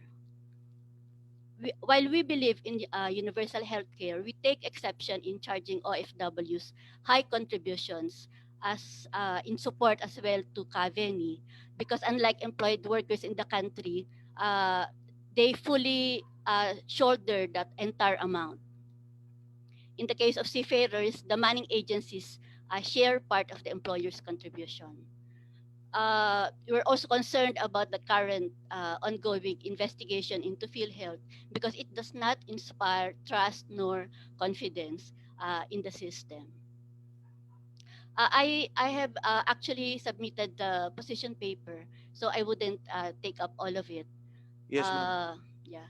So I just want to add some observations and recommendations. First, in support also of Kaveni is to conduct consultations with our OFWs on these matters that concern them, especially since it's not only offline now that is feasible, but also online platforms. Apart from the issue of contributions, we would like to revisit and clarify the sections of the UHCIRR as published in the PhilHealth website that has also been mentioned by Kaveni. So in particular, the service coverage, the program membership, and wait, and then entitlements and benefits, including availment of PhilHealth benefits. How does this change prior to UHC and now under UHC? Also, the OFWs are being required to submit proof of actual income. And then, with regards to the PhilHealth Board of Directors, how will the 5 slots for sectoral panel members be chosen? Can there be a slot for OFWs? And how can we ensure that women are adequately heard and represented? Also, what are the qualifications and eligibility of the members of the panel? Finally, the population-based health services, how is this translated to on-site direct contributors? Has there been health benefit packages developed particularly for on-site members? And also about women OFWs and their particular needs. Also, similar concern on the portability of benefits in place, whether this is in place under UHC and what are the considerations. Finally, we believe that one big reason for the resistance and even violent reaction of our OFWs to the UHC contribution is the dearth of accurate, clear, and simple information about the UHC and the ineffective way we convey the messages to the public in general and to the OFWs and other overseas Filipinos in particular. In this situation of pandemic, access to accurate information is vital. We hope that the House Committee will look into these issues with a sense of urgency. Thank you po. Marami pong salamat ma'am sa inyong pong presentation. from the Center for Migrant Advocacy. Bago po ako tumuloy sa next speaker natin, Mr. Legaspi of Saudi Arabia, nandiyan po ba kayo? Mr. Legaspi?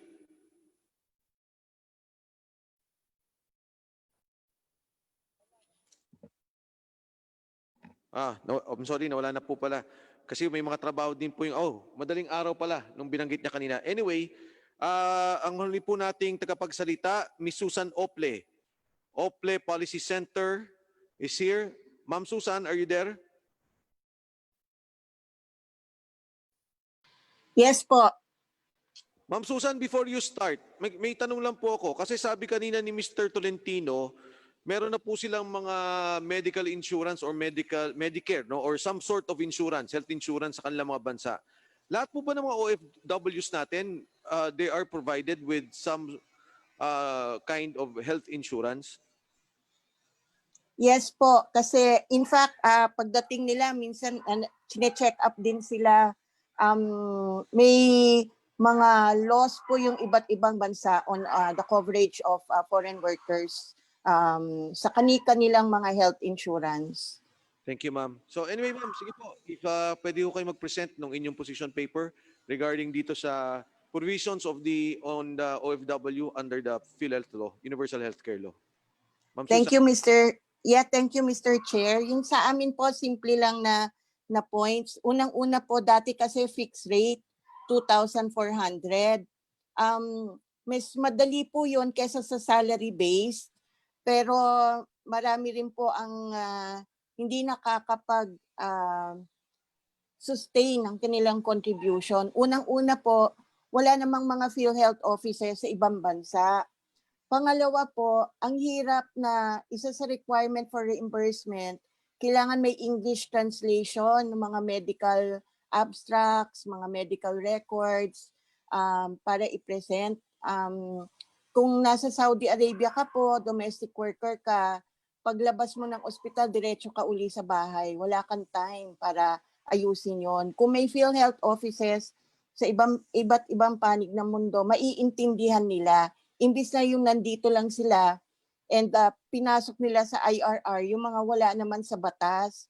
For example po, yung OEC, wala naman po kayong binanggit sa batas na kailangan requirement ang PhilHealth contribution bago umalis.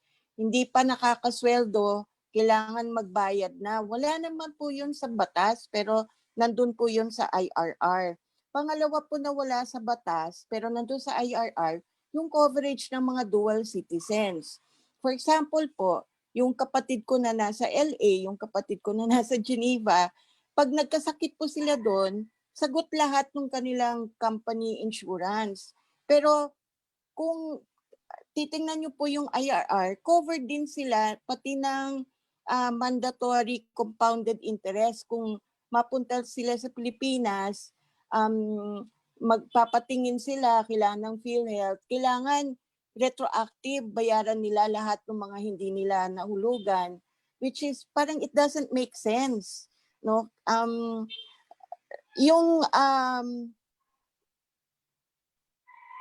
Yung difference po kasi, and sana maintindihan ng PhilHealth to, and sa consultation sinasabi po namin ito, ang sweldo po dito ng domestic workers, may regional wage boards.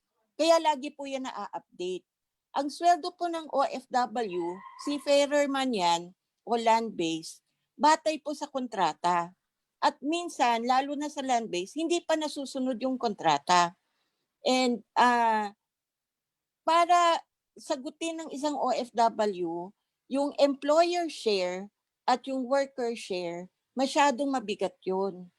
And hindi namin maintindihan kung bakit naisama siya dun sa yung OFW sa direct contributors ng ibig sabihin voluntary direct contributors na ibig sabihin kaya niyang sagutin both shares.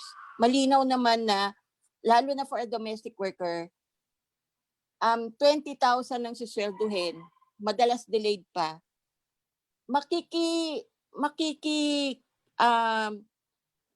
Makiki-share pa ba ang PhilHealth? madalas ang domestic worker, lalo na sa Kuwait o sa Jordan o sa Oman o sa Lebanon, madalas yan lang yung source ng income ng buong angkan, lalo na sa mga probinsya. Kaya sana maintindihan din ng PhilHealth at mapag-usapan nyo din po sa Congress na kahit po yung mga seafarers ngayon, mahirapan mag-comply. Kasi by 2025 yata o 2024, ang laking porsyento ng kakainin ng sweldo nila mapupunta lang sa PhilHealth. So habang hindi pa naka-roll out yung key components ng Universal Healthcare Act, kumukubra na sa OFW. Bagsak po ang deployment ngayon. They are barely hanging on to their jobs.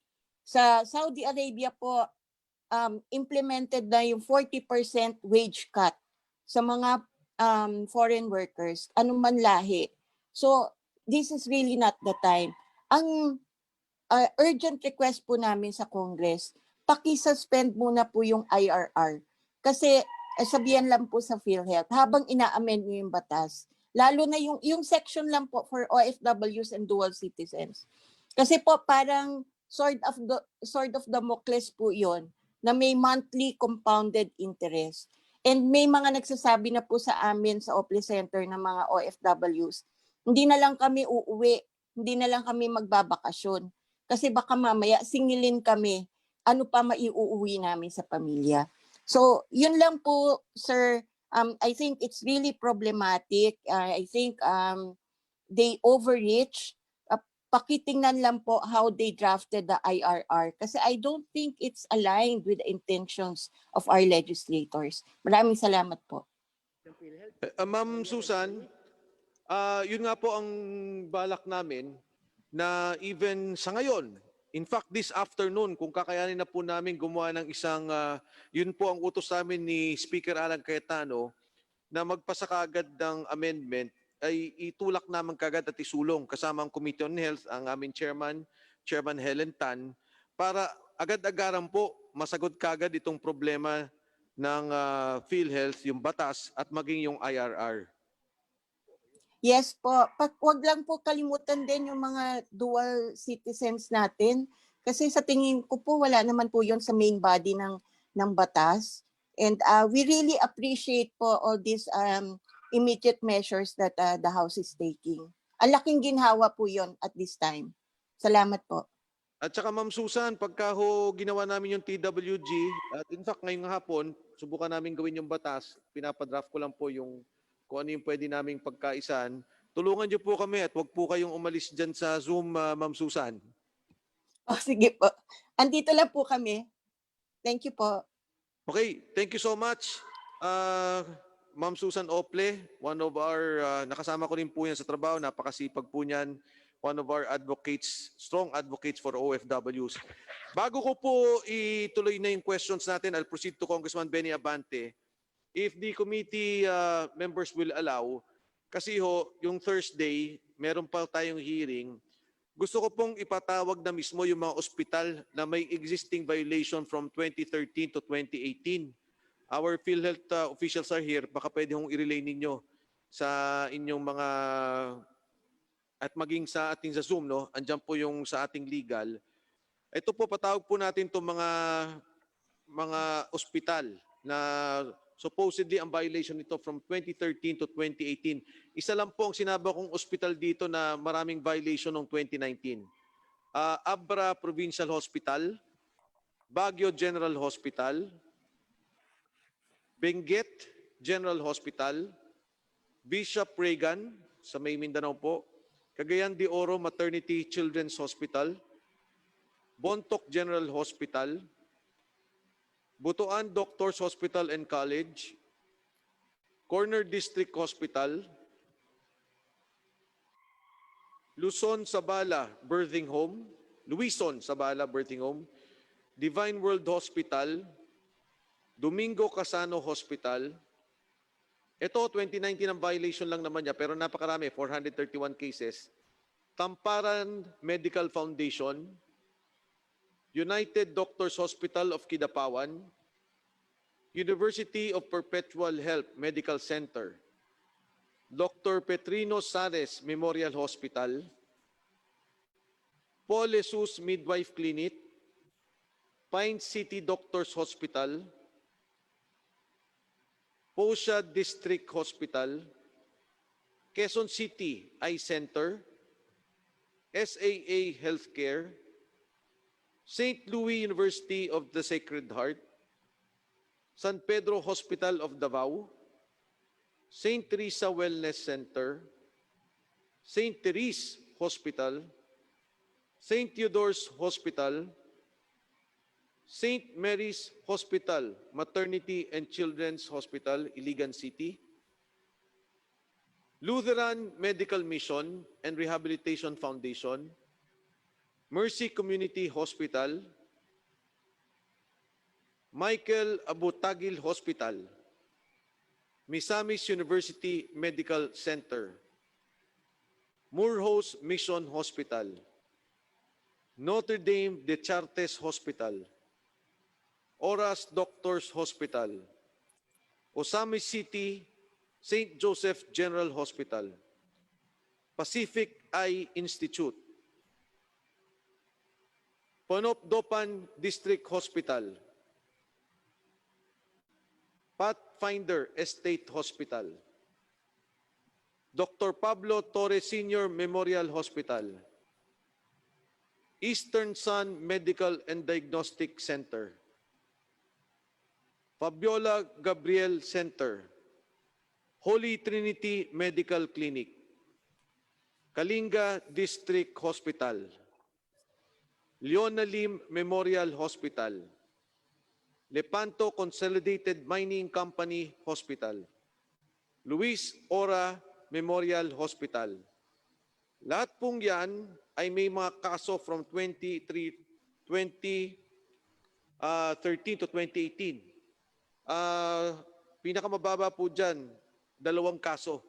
Pero more or less, more than 10 cases. Kung maliligaw po kayo, just check your own prosecution department. Nandiyan po sa listahan niyo yung binasa ko ngayon. Mr. Chair, Honorable Mr. Baga- Chairman, pwede Yes. natin dagdagan? Kung pwede bang i-request din natin sa PhilHealth kung magkano ang PhilHealth payments na binayad nila dito sa mga ospital na itong may kaso for the last 3 years. Pangalawa, gusto ko ring malaman para hindi na kami mag-research kung yung mga ospital na nabanggit ay nabigyan din ng IRM.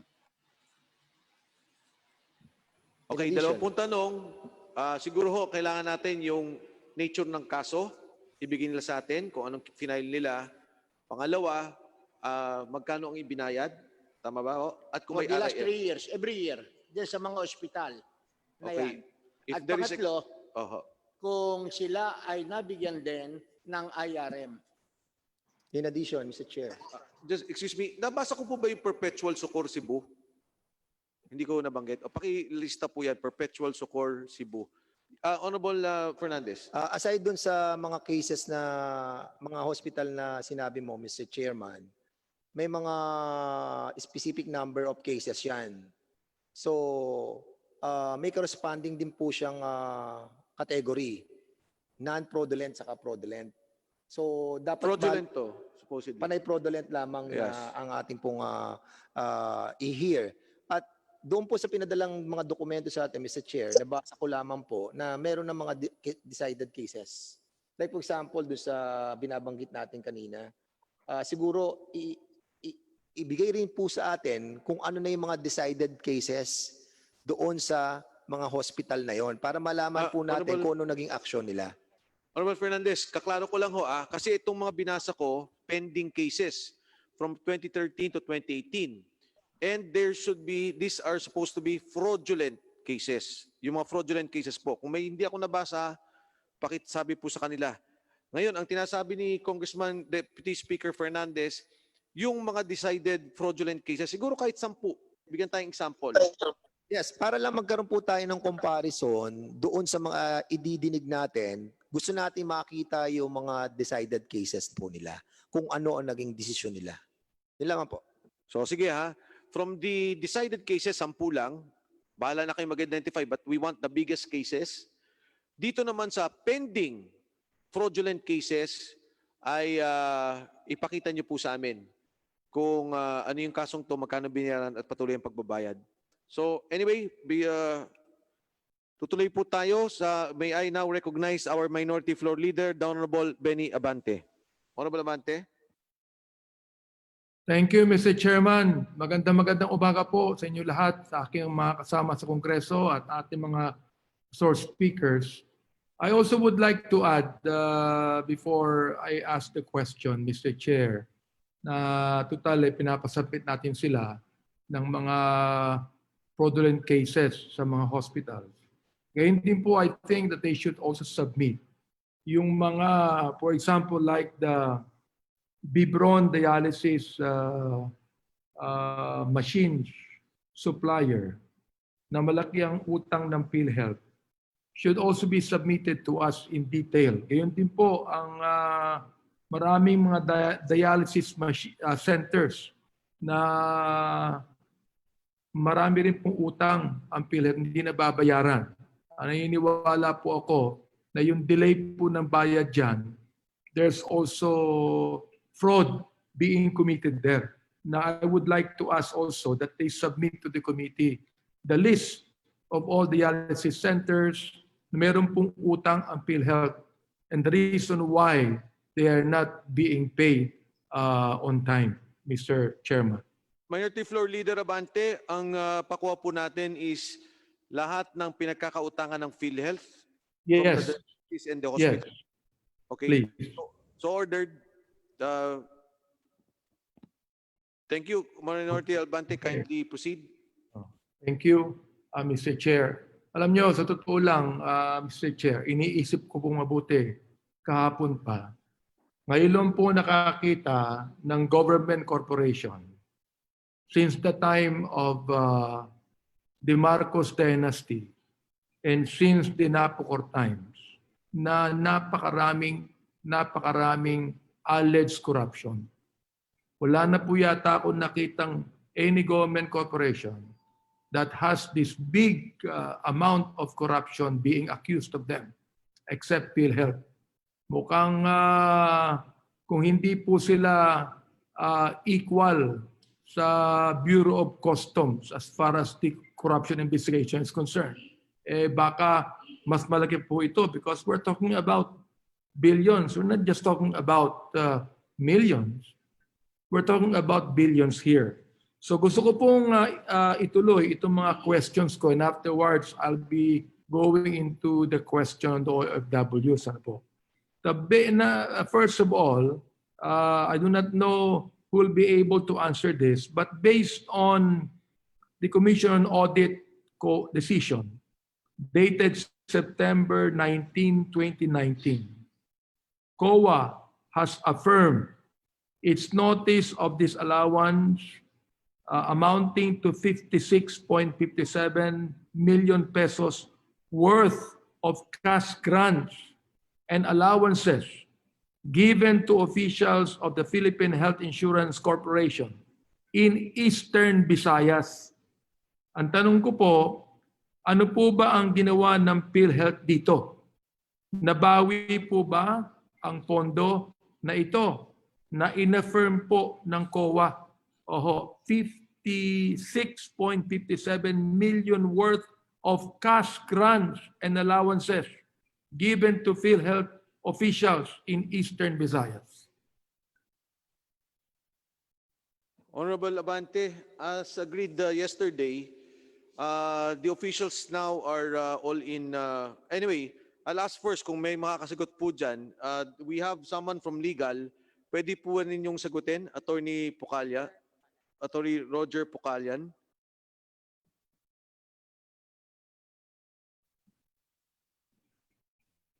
Attorney Roger Pucalyan is recognized.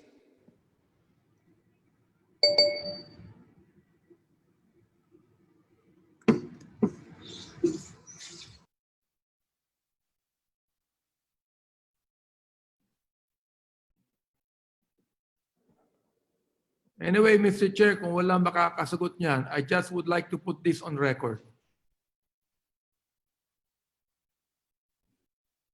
Go ahead, Minority Leader Benny Abante.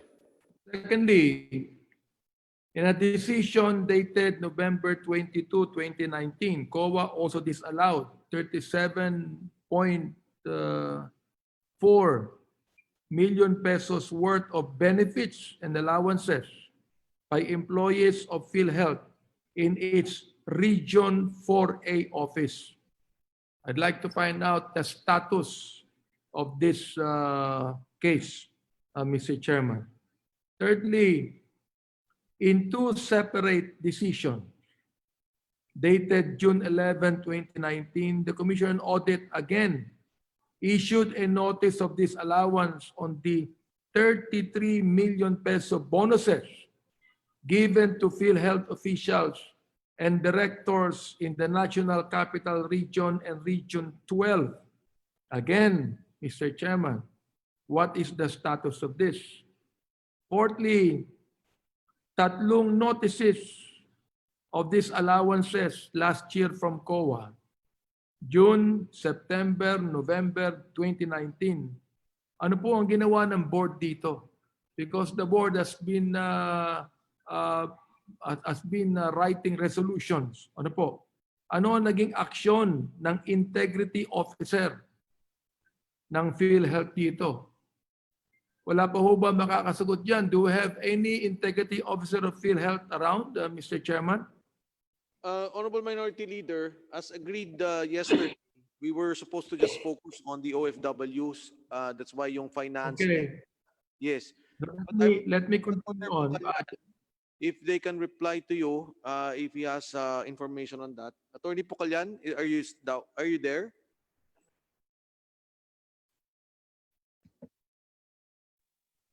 He's still not in Minority Leader. Yes, Attorney Pucalyan. Good morning, sir. Minority Leader Abante. Good morning, Mr. Chair. Good morning, Congressman Abante.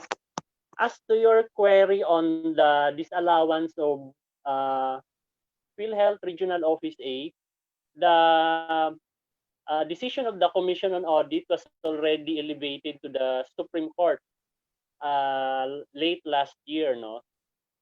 So it is now pending before the Supreme Court. I would like to stress, as to the other notices of disallowance, we are still verifying with our concerned regional offices, no? But under our existing rules, all decisions of COA on personnel benefits and disallowances are required to be appealed up to the Supreme Court, Your Honors. Well, it means that if it is appealed up to the Supreme Court, there is propriety to the affirmation of the Commission on Audit. No? PhilHealth benefit payout, benefit payout totaled 568 billion between 2013 and 2018. Can you attest to that, Attorney? Sir, what benefit payout, sir, as to, are you referring, sir, to the hospital claim? Then, total benefit payout totaled 568 billion between 2013 and 2018. Billion, sir. Billion. Billion, sir, billion. Yes, billion. 568 billion between 2013 to 2018. Can you attest to that? Can you tell us about that? If you can tell us na I don't have any personal knowledge, or I don't know about that, or that would be something that, Sir, non-existing, tell us. I have no personal knowledge, sir, no, as to the nature of that expense, no. So we'll just validate that with our fund management sector if that is really existing. Oh, okay. How about this? That PhilHealth has been paying hospitals a set rate for a particular disease. Case, Tama ho ba yun? we have, sir, a case rate. we are implementing the case rate payment. So what is prescribed by the case rate, yun po yung binabayad ng PhilHealth based on the Ano yung, existing guidelines naman. ano yung pinagkaiba ron sa ginagawa nyo nung araw na fee for service scheme to the set rate scheme today? Opo, sir. Under the old payment scheme of PhilHealth, the fee for service, sir, no? So, under that payment mechanism, the benefit claims is paid based on the um, actual expenses incurred by the patient or by the member. So hindi po siya pari-pariho. Unlike sir sa case rate, uniform na po siya. Totoo yan, attorney. In fact, inamin ng kasamaan nyo kahapon tungkol dito. For example, patients diagnosed with community-acquired pneumonia are covered for 15,000 each, while those who contracted the more severe strain are allotted 32,000 pesos. Now, since 2010, pneumonia has consistently ranked as the most prevalent disease reported by hospitals. So ang tanong dito, so ano ang ginagawang paraan ng PhilHealth para maiwasan yung upcasing, no? To speak of, o yung diskarte ng mga hospital na mag-submit ng claims for pneumonia kahit ang pasyente ay mayroong ubo at sipon lamang. Yan ay inyong tinalakay din kahapon yan na another cause of fraudulent claims. I think sir, one of the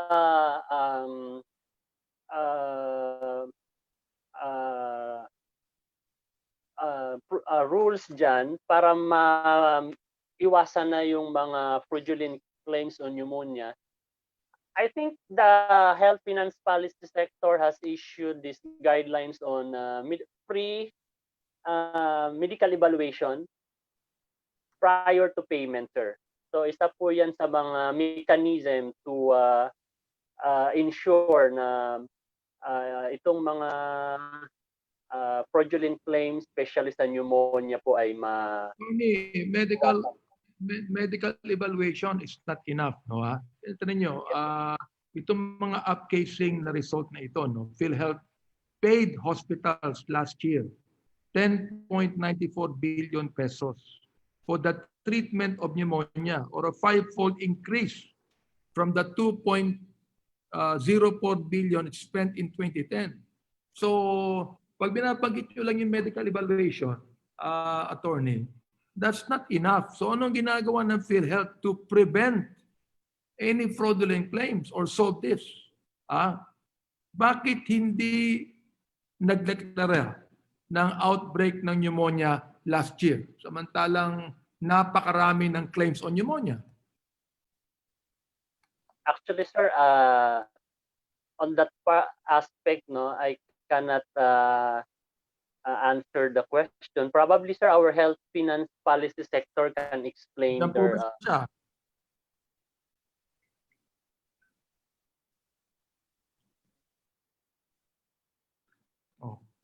Kong Abante? Is he there? Kong Abante? Yes, Mr. Chairman. Yes, gentle reminder, Kong Abante, you may want to proceed now on the OFW questions. Okay. I'll do that. Now, Mr. Chairman, itong mga isiningil ng PhilHealth sa ating OFWs ay hindi po naaayon sa batas, kundi naaayon sa IRR. I would like to ask kung sino po ba ang gumawa ng dating IRR na ang sabi ng Pangulo, tanggalin nyo na yan.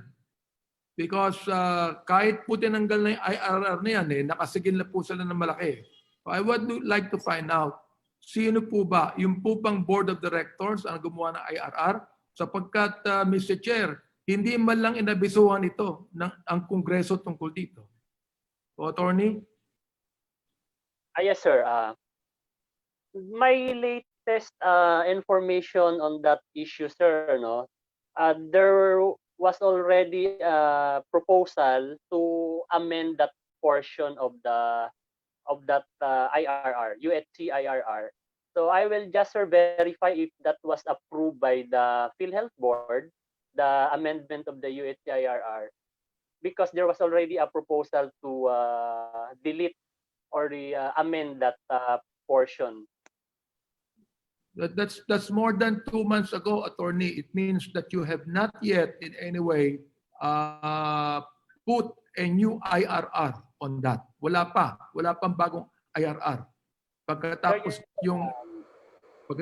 yung i-shelve itong dating IRR ninyo. Yes, sir. I will just, sir, validate with the corporate secretary on what happened on that a meeting.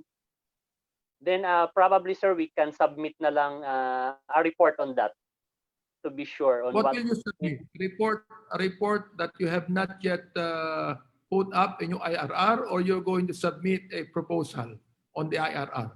Sir, there is already a proposal on that part of the IRR. I'm not only aware if that was approved by the PhilHealth board because I was not present during the PhilHealth board meeting po So if we may be allowed to submit a report whether the board approved that proposal.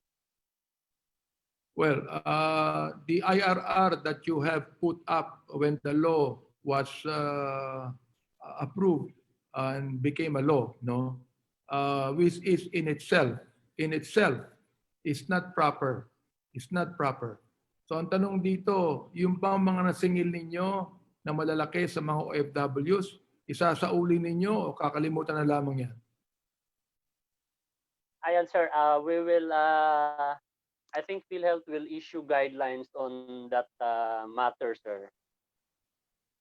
You mean to tell me that for the last 2 or 3 months, you have not issued any guidelines yet? Ibig sabihin, samantalang yung mga OFWs natin nagbabalikan dito, more than 163,000 of them, and another 200,000 will be coming back. And many of them have paid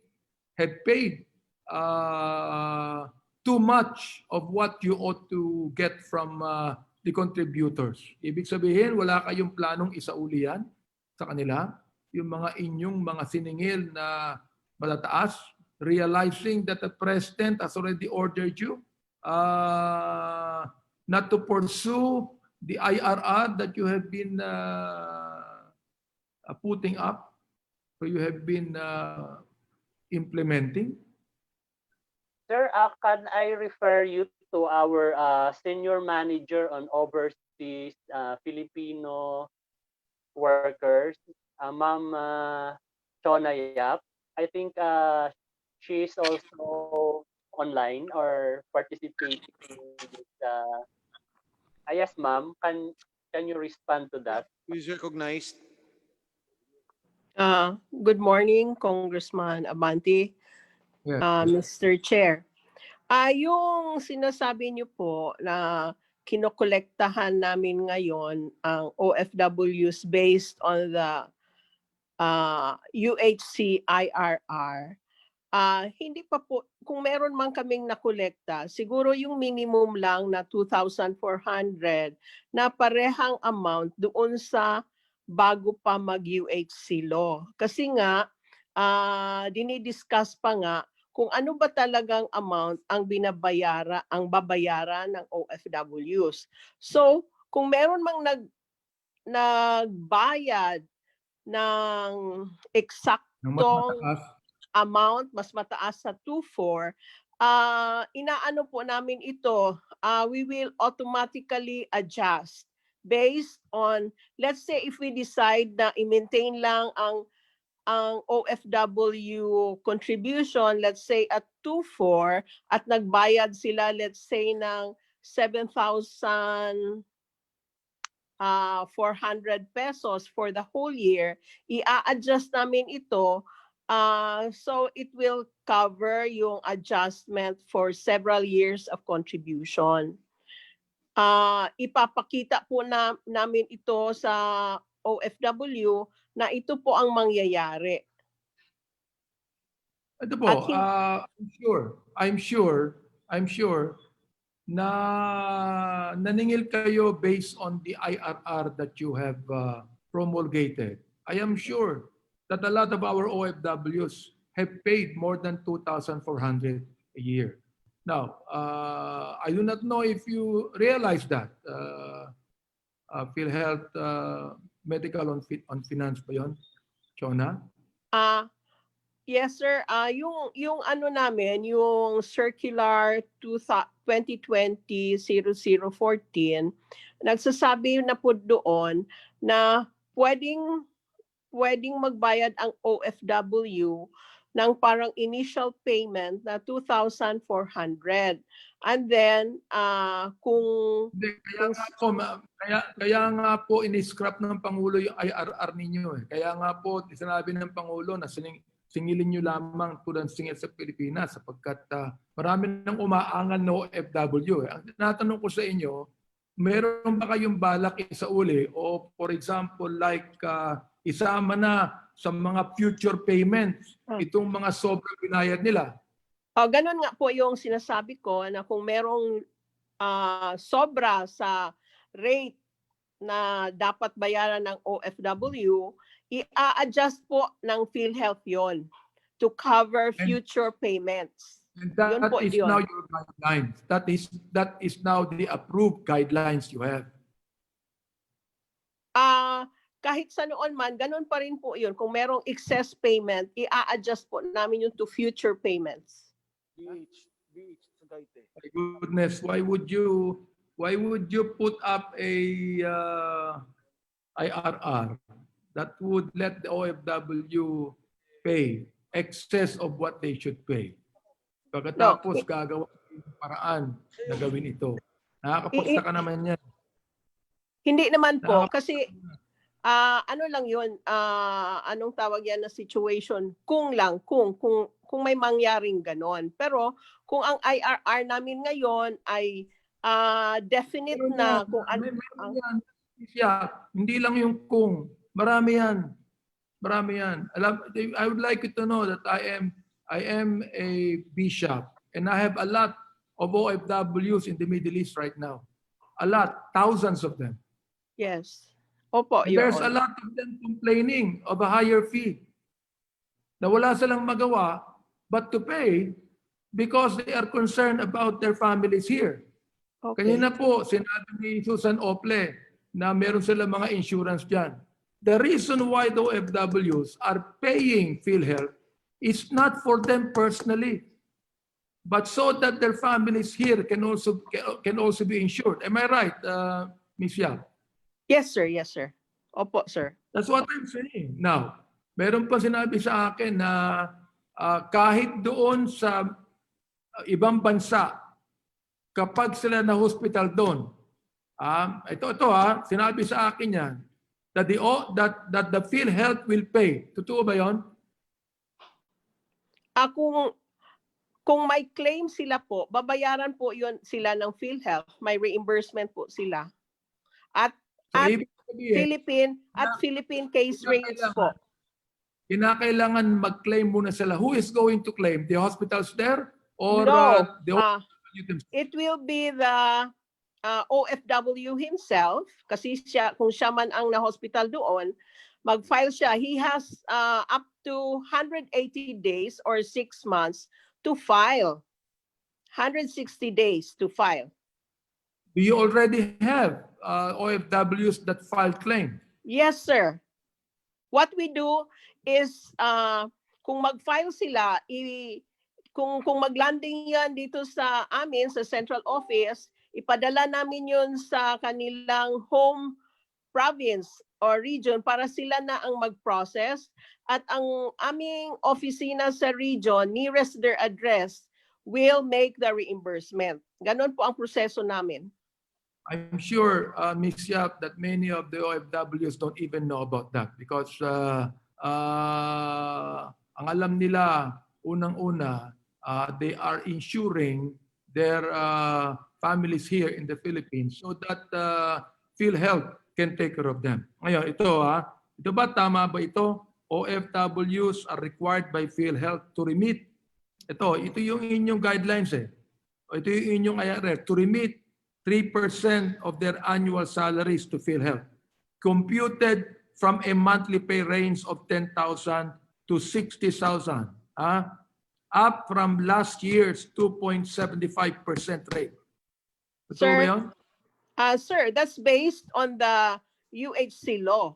Pareha po ang sinusundan ng Yung ba nakalagay sa batas? Yung ba nakalagay sa batas? Yung nakalagay sa IRR nyo?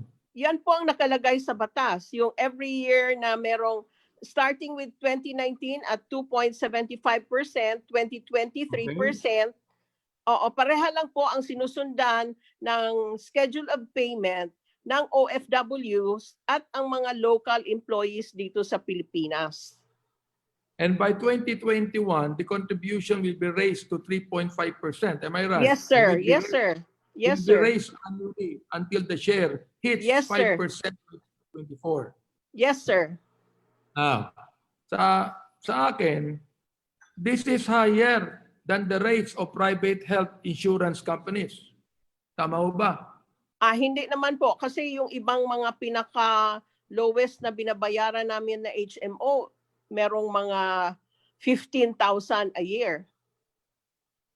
Mr. Chairman, I think that we should also review the UHE law to be able to find out if that would really be, be more compassionate to our OFWs who are considered our modern heroes. So, Mr. Chairman, yun lamang po muna, and I would like to ask that the next time that I will be included again the rounds of interpolators. Thank you very much. Mr. Chairman, Thank you, sir. Leader Abante, Honorable Barsaga. just a follow-up to the line of questioning of our minority floor leader. Yes, go ahead. Kay Ms. Chonayap, tungkol dito sa issue ng OFW premium rates, nagkaroon ng official response ang PhilHealth dated April 3, 2020. Alam niyo po ba itong official response na to ng PhilHealth? Response po or circular? Response. Tungkol saan po yan? Official response to the increased premium rates affecting overseas Filipino workers. Dated April 3, 2020. April 3, 2020. I'm sorry, Your Honor. I'm not. I'm not. Okay, just to clarify, for your confirmation, nakalagay dito, last year, ang collection sa OFW amounted to 1.02 billion, comprising 7.7% of the premiums from total collections. Masasabi mo ba na tama itong binasa ko? Opo. Tama po yun. Tama yan. Okay. Tama po. Maraming salamat. Nakalagay din dito, bagamat ang binayad ng OFW sa premium is 1.02 billion, ang kanila namang kinlaim amounted to 1.7 billion. Opo. Tama rin yan. That's correct po. That's correct. At nakalagay rito, out of that 1.7 billion, 69% of the claims are attributed to their dependents. Opo. That's correct po. Yung 31% naman was claimed by overseas OFW. Opo. Okay. Ang una kong tanong, ito bang 31% na claim by overseas OFW, tama ba ang aking impresyon na ito ay binayad sa mga OFW na wala sa ating bansa o nandito sa ating bansa? Yung ano po yan, yung claims po yan, dito po yan sa, halo po yan, Philippines and overseas po yan. Kaya nga, Yung, ang nakalagay yung mga, dito, yun po yung mga main members, yung, sila po yung PhilHealth members na baka na hospital sila abroad or dito mismo sa Pilipinas. Ma'am There are Chair, about, ilan po ang nasa abroad, ilan po ang dito? nako, wala po ako dito ngayong disaggregation. maraming malaman. Okay po. Gaano ang inyong binayad na amount sa mga kababayan nating OFW na nasa ibang bansa last year? At kung pwede, specify nyo kung anong bansa ang inyong, kung saan bansa sila nagkaroon ng sakit o hospitalization. May bibigyan niyo ba ang datos?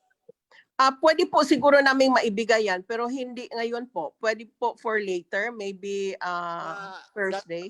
Po. Ha? Pwede po? Can we submit Congressman Barsaga, sa Thursday po, pwede? Thursday? Opo, opo. Sige Okay na, po. Thursday. All right, Thursday. Okay. Thank Okay you. po. Pangalawa, ang sinasabi ang inyong nakolektahan approximately 300,000 OFW for 2019.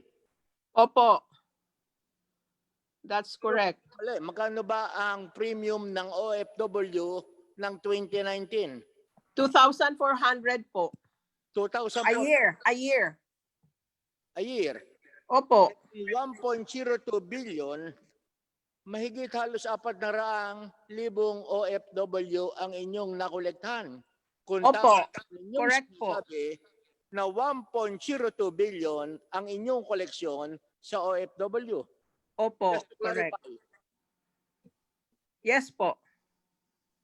Ano po yung yes? Tama po yung sinasabi mo na 1.02 billion ang nakolekta namin from 320 plus thousand na OFWs in terms of PhilHealth premium contributions. Gaano karami ang OFW na inyong nakolektahan? 320 plus thousand OFWs lamang. Mukhang mali ang ating computation. Well, anyway, ang tanong ko, for the current year, magkano na ang inyong nakolekta sa OFW? Ako.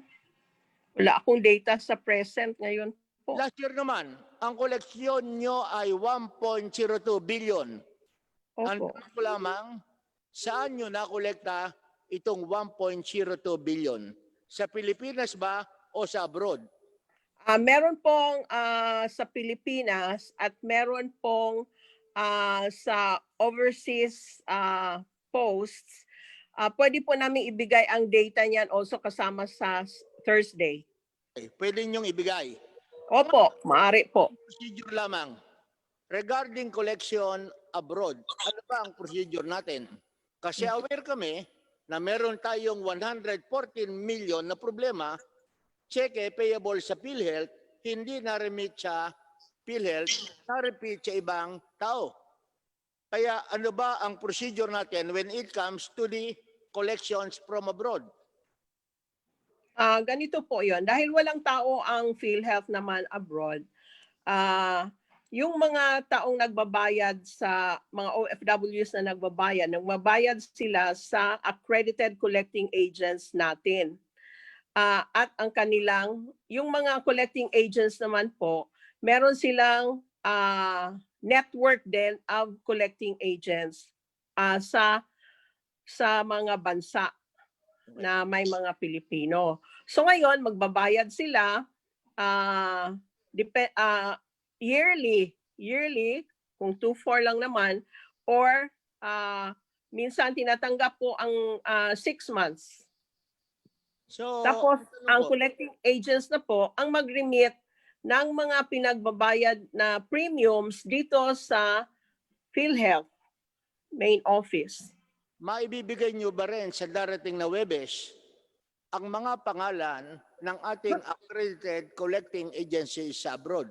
Opo, maaari po. We have that list po. Okay. At maibibigay nyo rin sa darating na Webes kung magkano ang inyong koleksyon coming Sa abroad. accredited collecting agents abroad. Opo, opo. Ang isang tanong ko lamang, banded ba ito bang mga collecting agents nyo abroad, Filipino corporation or foreign corporations? Ang ina-accredit po natin dito sa Pilipinas na merong mga collecting agencies abroad. So kunyari mga 5 yan, I-remit, Bentaha, PBCOM or Land Bank, DBP. Sila po yung accredited natin. Tapos sila naman po, meron silang sariling ina-accredit na mga collecting agents din abroad. Kasi yung ibang mga bangko katulad na may presence abroad like BDO, Metrobank, kumakabit po sila dito sa ating accredited collecting agents. Ngayon, yung ating collecting agents na ina-accredit natin dito sa Pilipinas, dito sa main office, they meet certain standards required by our accreditation committee.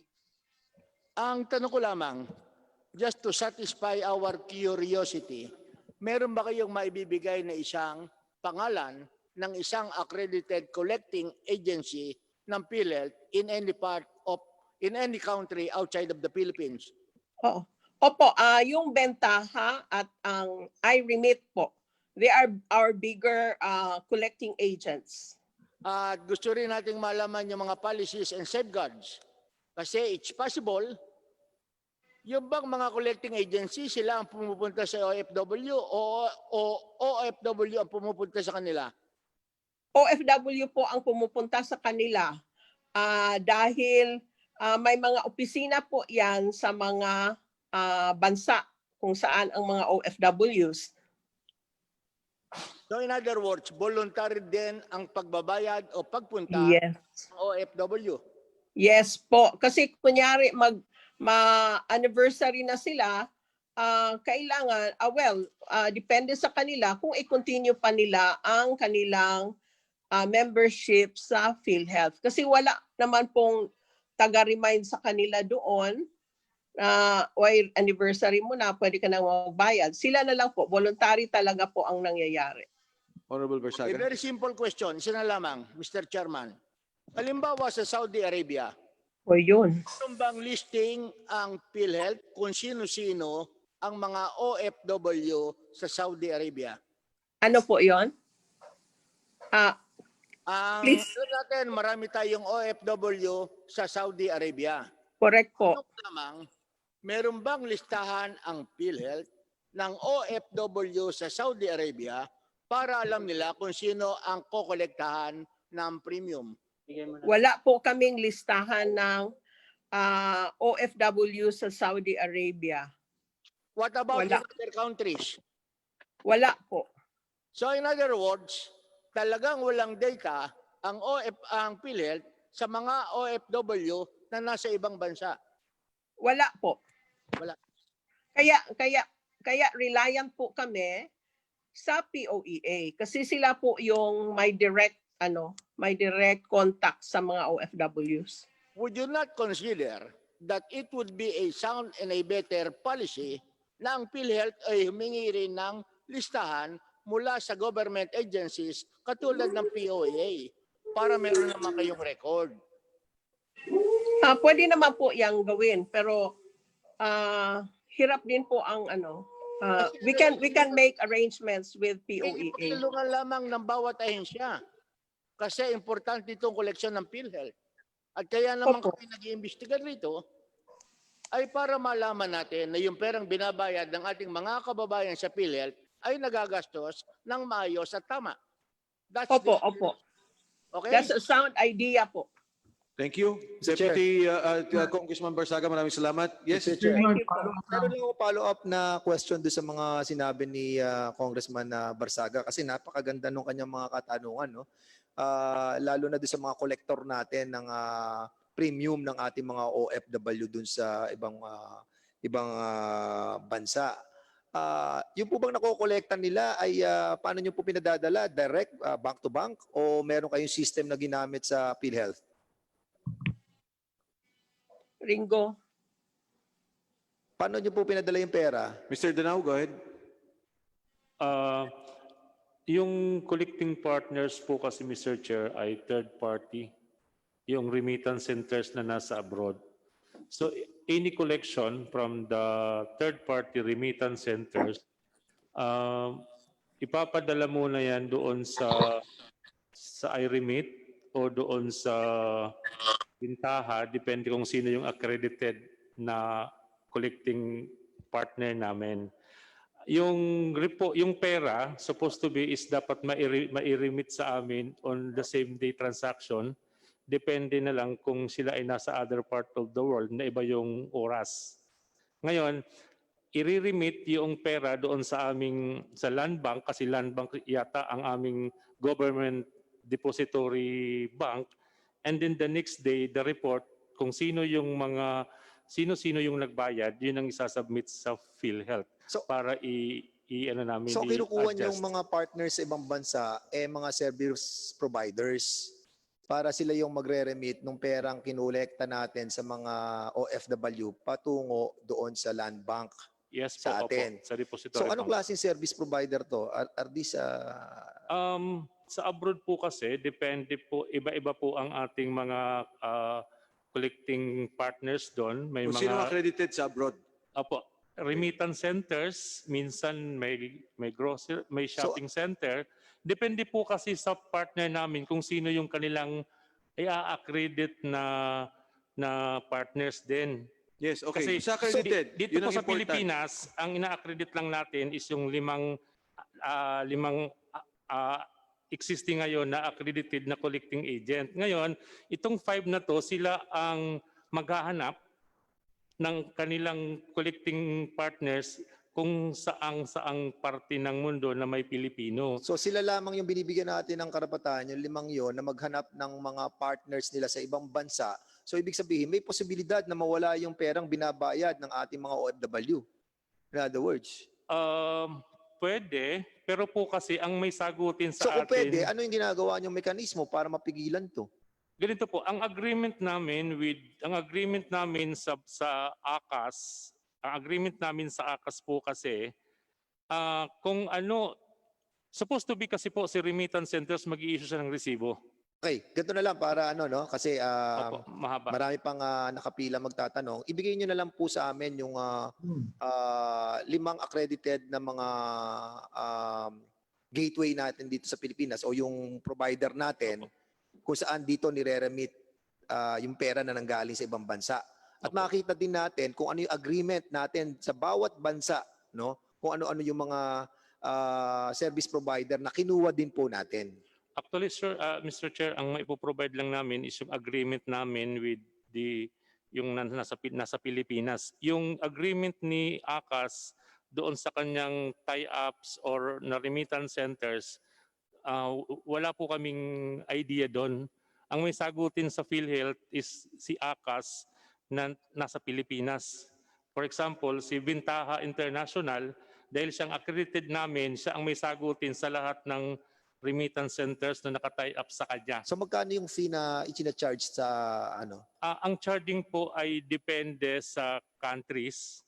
Ang agreement yan is on top of, for example, kung 2-4 po kasi ang ibabayad ni member, si remittance center magpapatong na lang siya kung magkano yung agreed na service fee doon sa 2-4. Basta ang agreement... Sa average, magkano ang binabawas? Halimbawa, 2-4 ang binayad. Magkano yung binabawas sa ibinayad ng mga OFW? Parang sa... Magkano yung pinatong? Magkano yung pinatong? Sa Riyadh, kung tama, parang 7 reals every transactions. Hindi, sa peso na lang muna natin. Sa halimbawa, 2-4 yung binayad. Magkano yung kinakaltas? O yung magkano yung pinatong? Hindi ko sure, pero parang mga 13 pesos, mga ganun, per transaction. So bawat isa yun? Apo, per transaction. Kung 1 year, yung 2-4 po kasi before is a 1-year payment. So dahil 1 transaction yan, yung 2-4 mo, papatungan lang yan ng service fee. Basta ang agreement namin, dapat 2-4 ang papasok na bayad ng members sa PhilHealth. Mr. Chairman, yun ang kailangan po natin malaman. Para kung ano yung Mr. magkano yung pinatong na doon. Sige, Congressman Barsaga, please. Nais ko lang linawin. Kung 2,400, ako ay nasa Saudi Arabia, magre-remit ako magbabayad ng service charge. Tama po. O hindi ba para namang mali yun? Hindi ba kayo pwede magawa ng guidelines na ang dapat ay service charge, kayo na magbayad? Oo, wag natin i-charge sa mga OFW yon dahil para naman atang unfair yon. Kasi sa batas, obligasyon nila magbayad.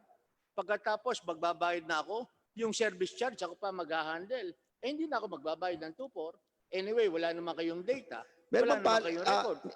Congressman Barsaga, siguro alamin natin sa PhilHealth kung meron kayong policy o circular na nilabas tungkol dun sa pagcha-charge ng sa mga Teka. premium ng OFW. Mr.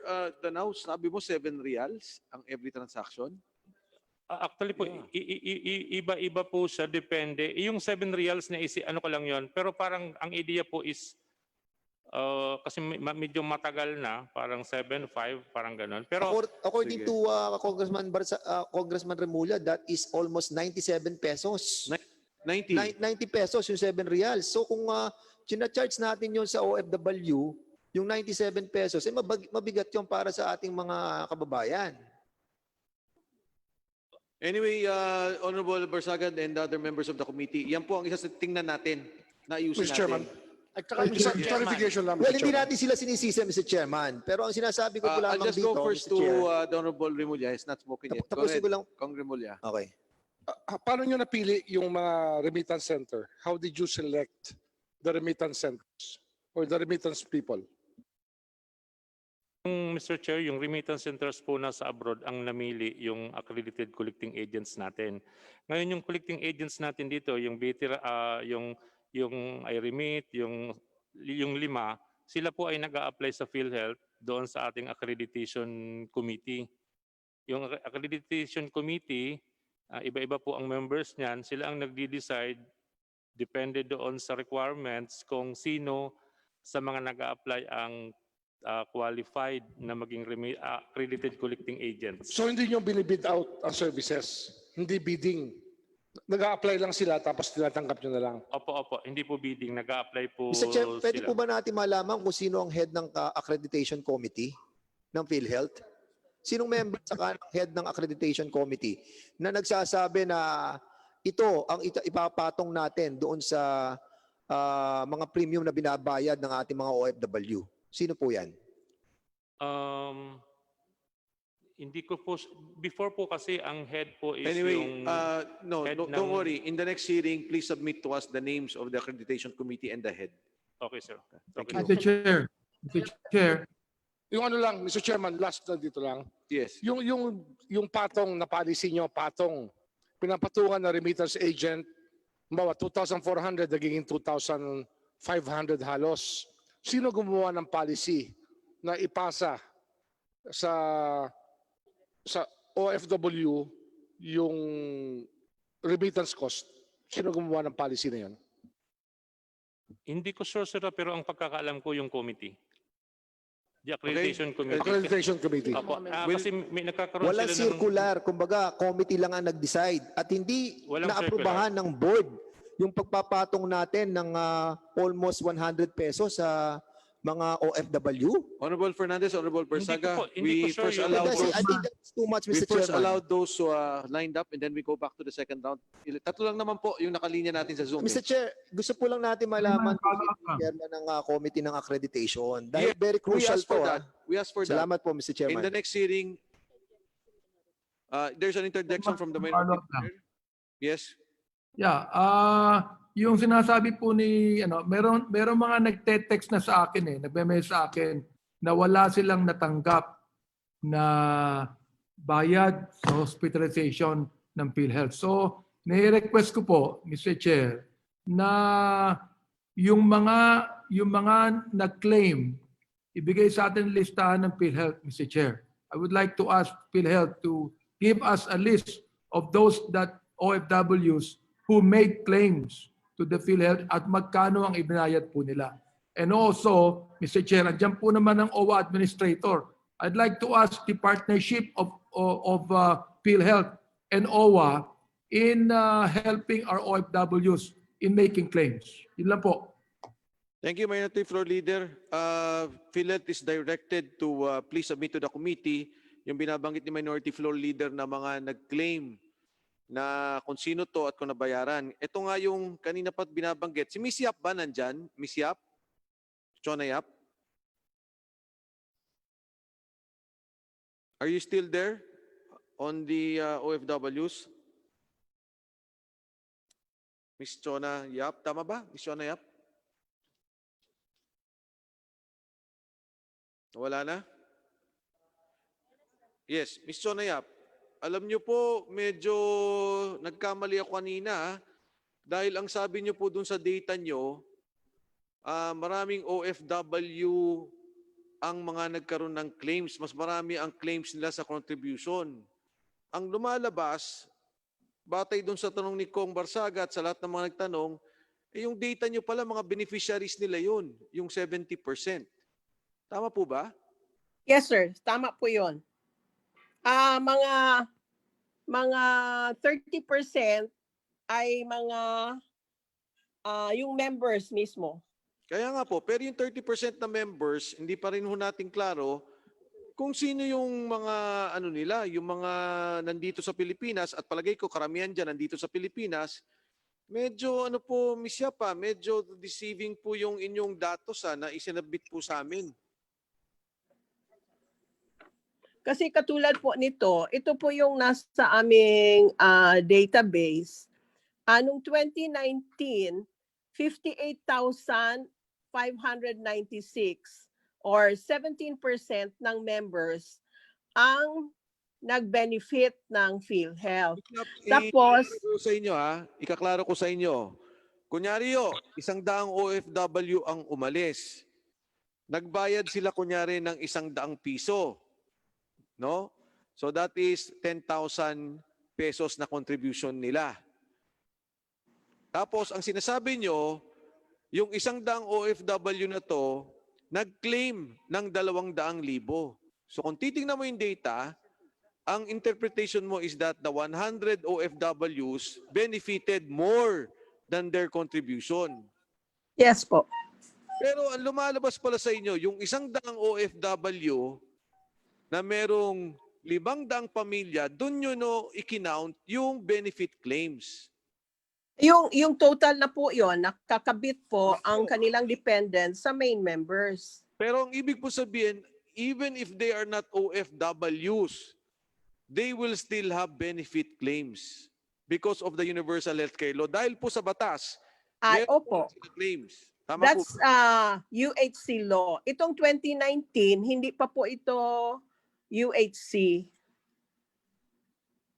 Kahit Ang nakalagay po dito, sa OFW contribution na 1.02 billion, ang availment po ng OFW and their dependents is 1.86 billion. So may PhilHealth subsidy po na 844 million. Ma'am Yap, kahit hindi sila nag-OFW, maging voluntary contributor lang sila, they can avail of that 1.8 billion na sinasabi mo. Tama po ba? Kahit Yung, hindi yan nag-OFW at nagbayad sila ng 2.4, they can avail of the same benefits that you are claiming now. Tama po ba? Yun kasing 2019 data namin, naka-identify kung sino po ang OFW. Kaya nga po, siyempre, pag nilagay, tatay mo ba OFW, kung sinong tatay mo, ilalagay OFW. Pag nilagay ang trabaho ng nanay mo, OFW. Ang ginawa ninyo, i-count ninyo sa OFW. Tama po ba? Yes po. Ayan nga po. Naka-disaggregate naman po yung main members sa dependents Kaya nga po, doon nga po sa mga main member, ganun din dahil 30% lang yan. Doon sa contribution nila, 30%. Kaya nga, gusto ko lang pong ilingaw na ganun kasi medyo deceiving po yung numero. Ang akala ko naman, yung 100 OFW na umalis, sila din yung nakinabang. Hindi po. Kaya Hindi nga, po. thank you for that. Hindi. Anyway, may I recognize the Honorable Aresco? Honorable Aresco is recognized.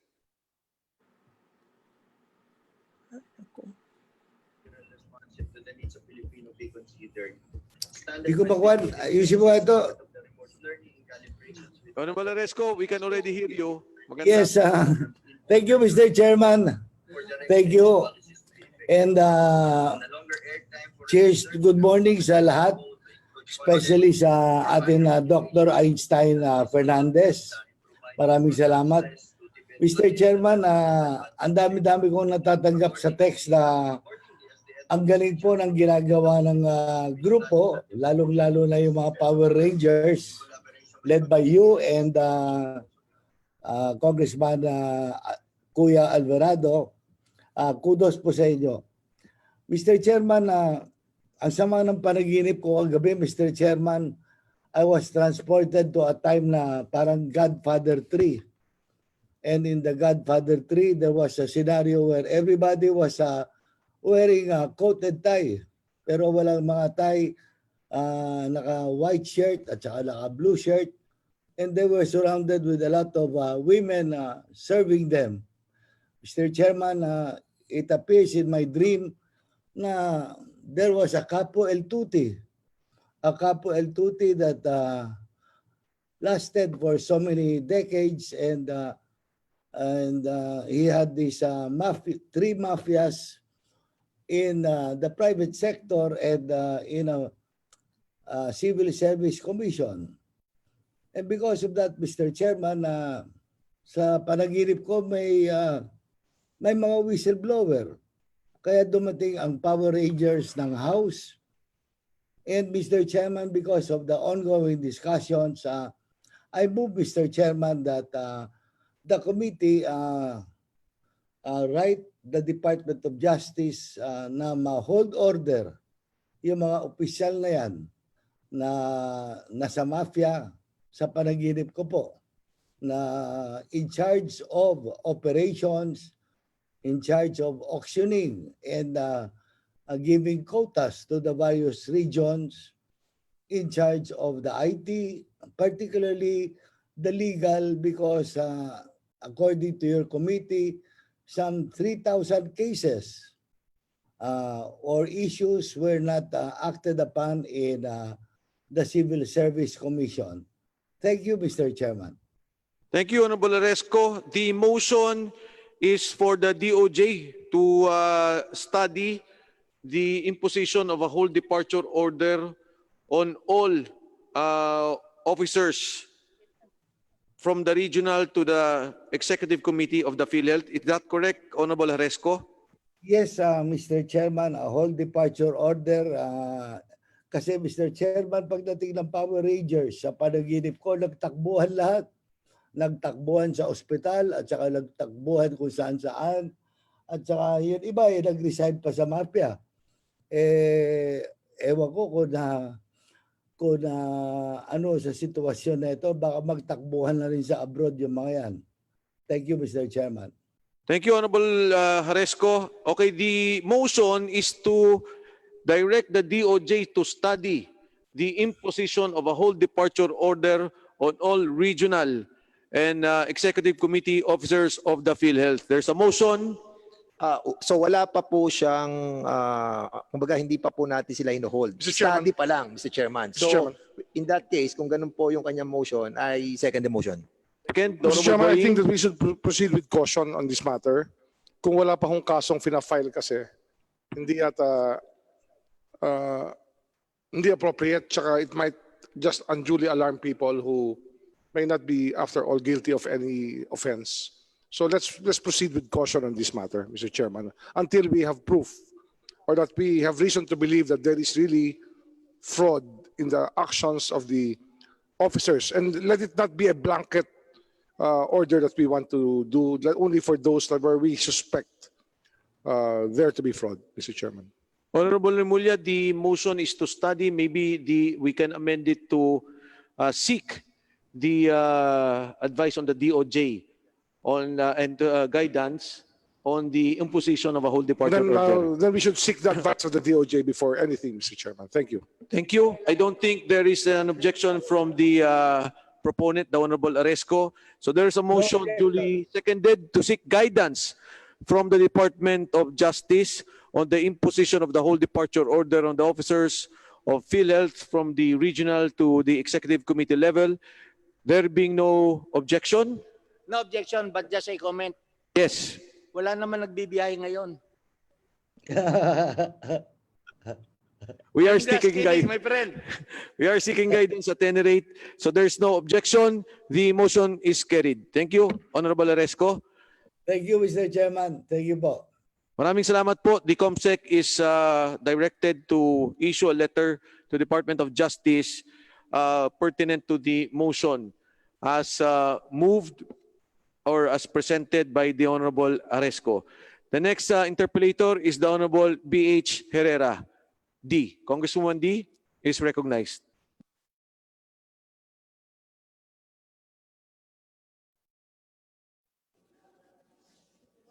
Ang susunod po ay ang kinatawan, Congressman Gaite. Ferdinand Gaite is recognized.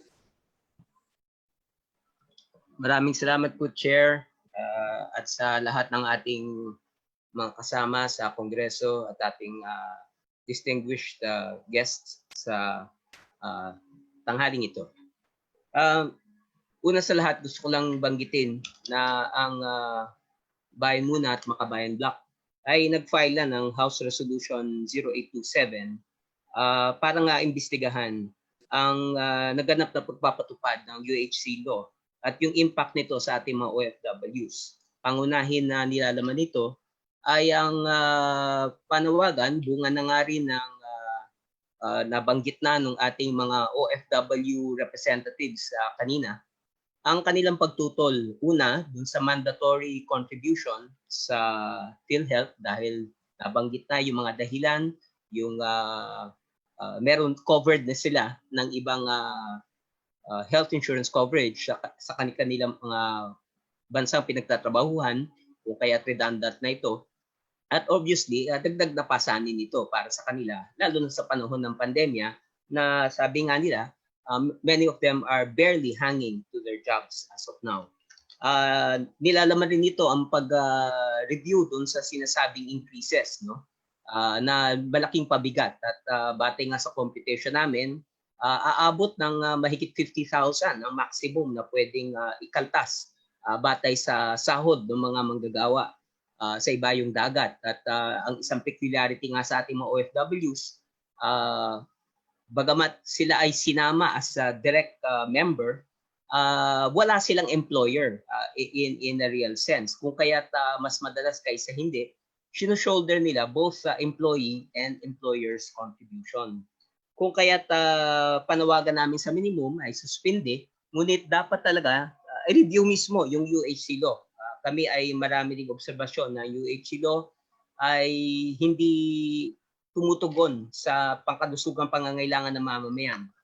Ito ay pabigat at naniniwala kami na mas mainam na proseso na kung saan ang serbisyong pangkalusugan ay libre at hindi na kailangan idaan pa sa isang PhilHealth tulad ng sa sistema ang ginagamit natin ngayon.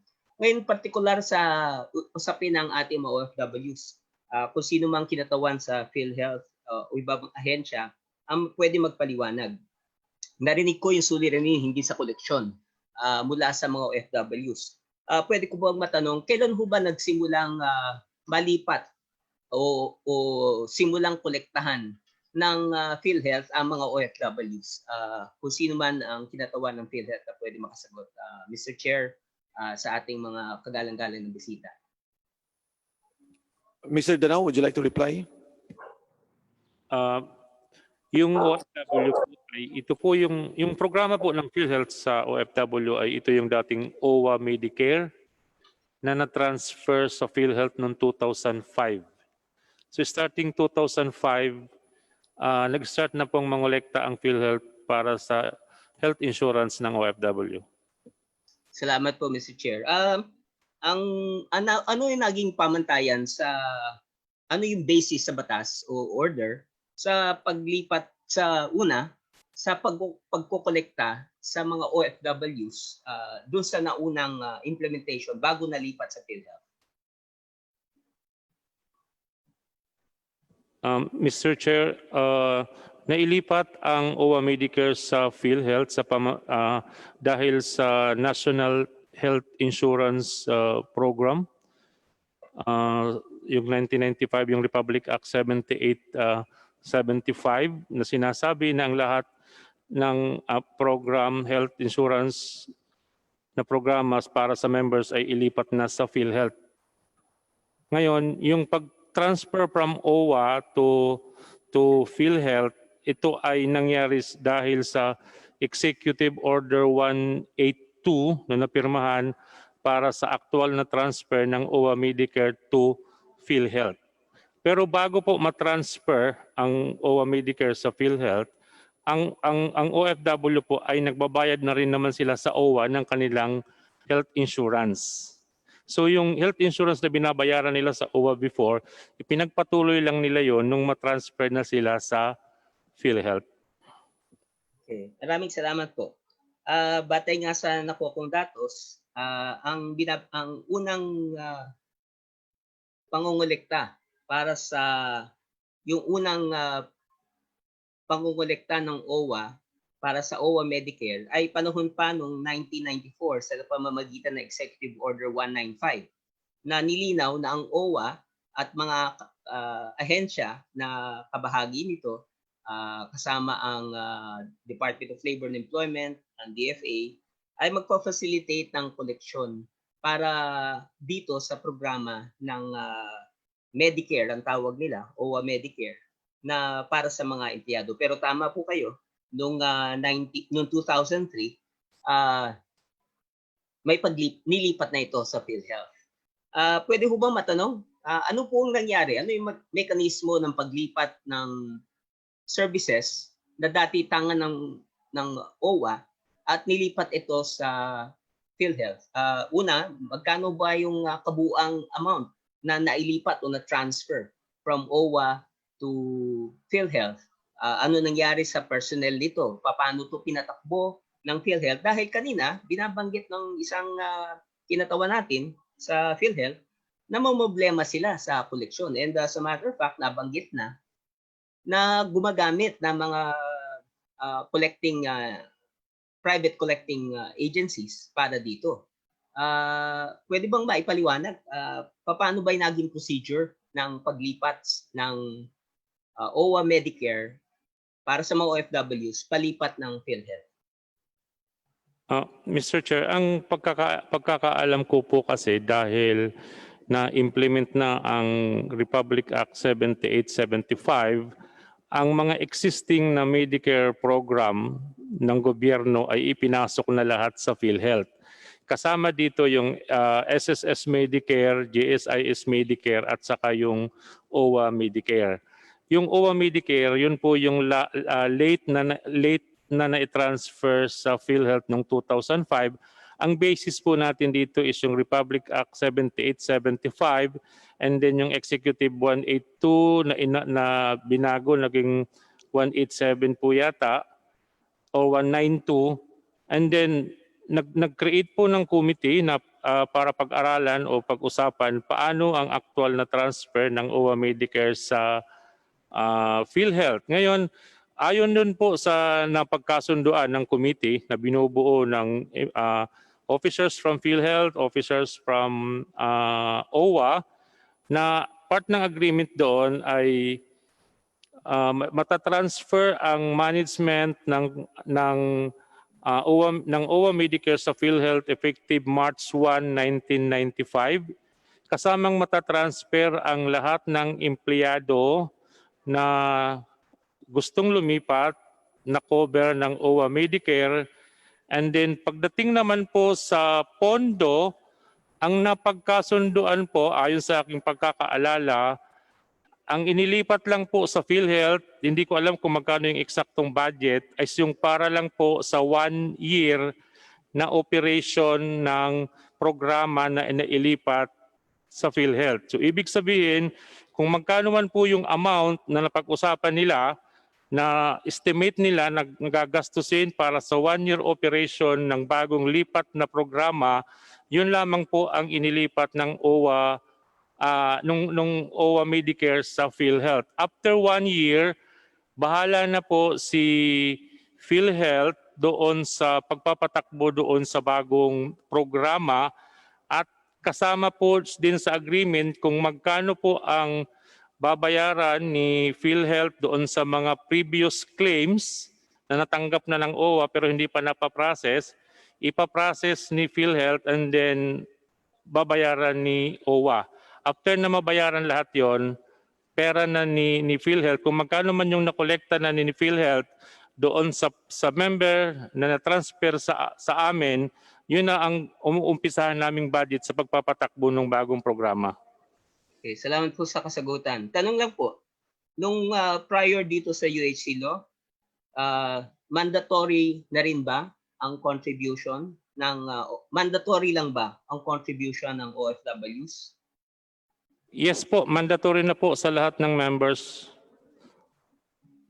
Okay. Hindi lamang po sa OFW, sa lahat po ng members. Part din po pala ng agreement dahil bago matransfer sa OWA, ang OWA Medicare sa PhilHealth, nangungulekta ang OWA sa kanilang mga opisina sa abroad para sa kontribusyon ng OWA Medicare program, OWA Medicare, at nangungulekta rin po ang POAA sa kanila. So, yung umaalis na bagong OFW pag nagbayad, ay pag-aalis nagbabayad sila through POAA. Ngayon, nung malipat sa sa PhilHealth ang OWA Medicare, inadapt namin yung ganong agreement. Nag-sign kami ng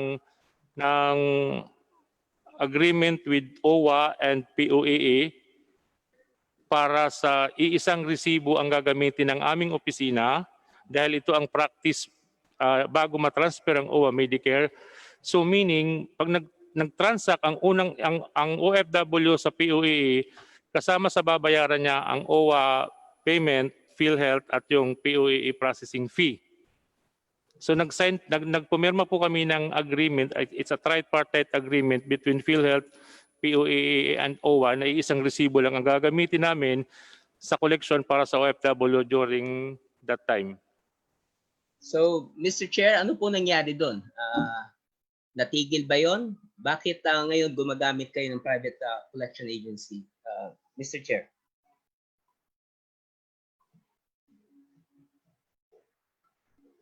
Congressman Gaite, can you repeat your query, please? Ano nangyari doon sa sistema na yon na dating nangongolekta? Ang nangongolekta para sa PhilHealth ay ang OWA POAA. Ano nangyari doon sa sistema na yon? Kasi ang ating mga ibang kinatawan ay nagtatanong na nga, bakit paano yung sistema ng pagkuha ng collecting agencies at iba pa.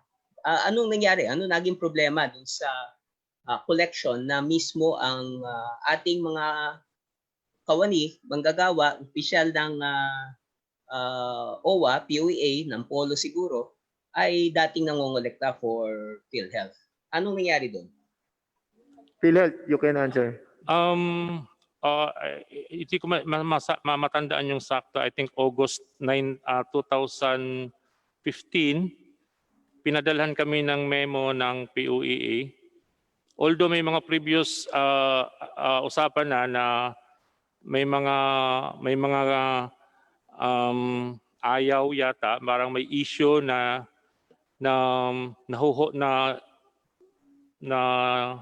hindi nakakaalis ang OFW kung hindi binabayaran yung PhilHealth. So parang ang term is naho-hostage yung OFW kung hindi babayaran yung PhilHealth, hindi sila makakaalis. So ngayon, parang nag-notice si POAA sa amin na because of some issues na nire-raise ng mga OFW temporarily, hindi na kami isasama doon sa collection system nila na iisang resibo ang gagamitin. So from that time, hiwalay ng nangongolekta ang PhilHealth, ang POAA at yung OWA, hindi na siya iisang resibo. I think at that time kasama na rin pala yung pag-ibig. Okay, salamat po. Kaya po tinatanong ito dahil dati may sistema na ang nangongolekta nga ay yung mga ahensya na may presence mismo doon sa mga work sites, sa mga host countries. At dahil nabanggit nung isa nating representative sa PhilHealth na in the absence of collecting PhilHealth organic officials or employees at the work sites, nagkakaproblema sa koleksyon. Kung kaya't apparently gumagastos pa. Ang masakit yan, nabanggit na nga, mismo yung OFW pa sa kanya ipinapasan yung gastusin para lamang marimit yung kanyang kontribusyon sa PhilHealth. Kung kayo ay tatanungin, tama ba ito na sistema na pasanin na nga yung collection contribution nila, pasanin pa nila yung remittance fees na dati naman ay walang gastos pero idinadaan sa ibang ahensya ng pamahalaan na may presence doon sa work sites. Mr. Chair.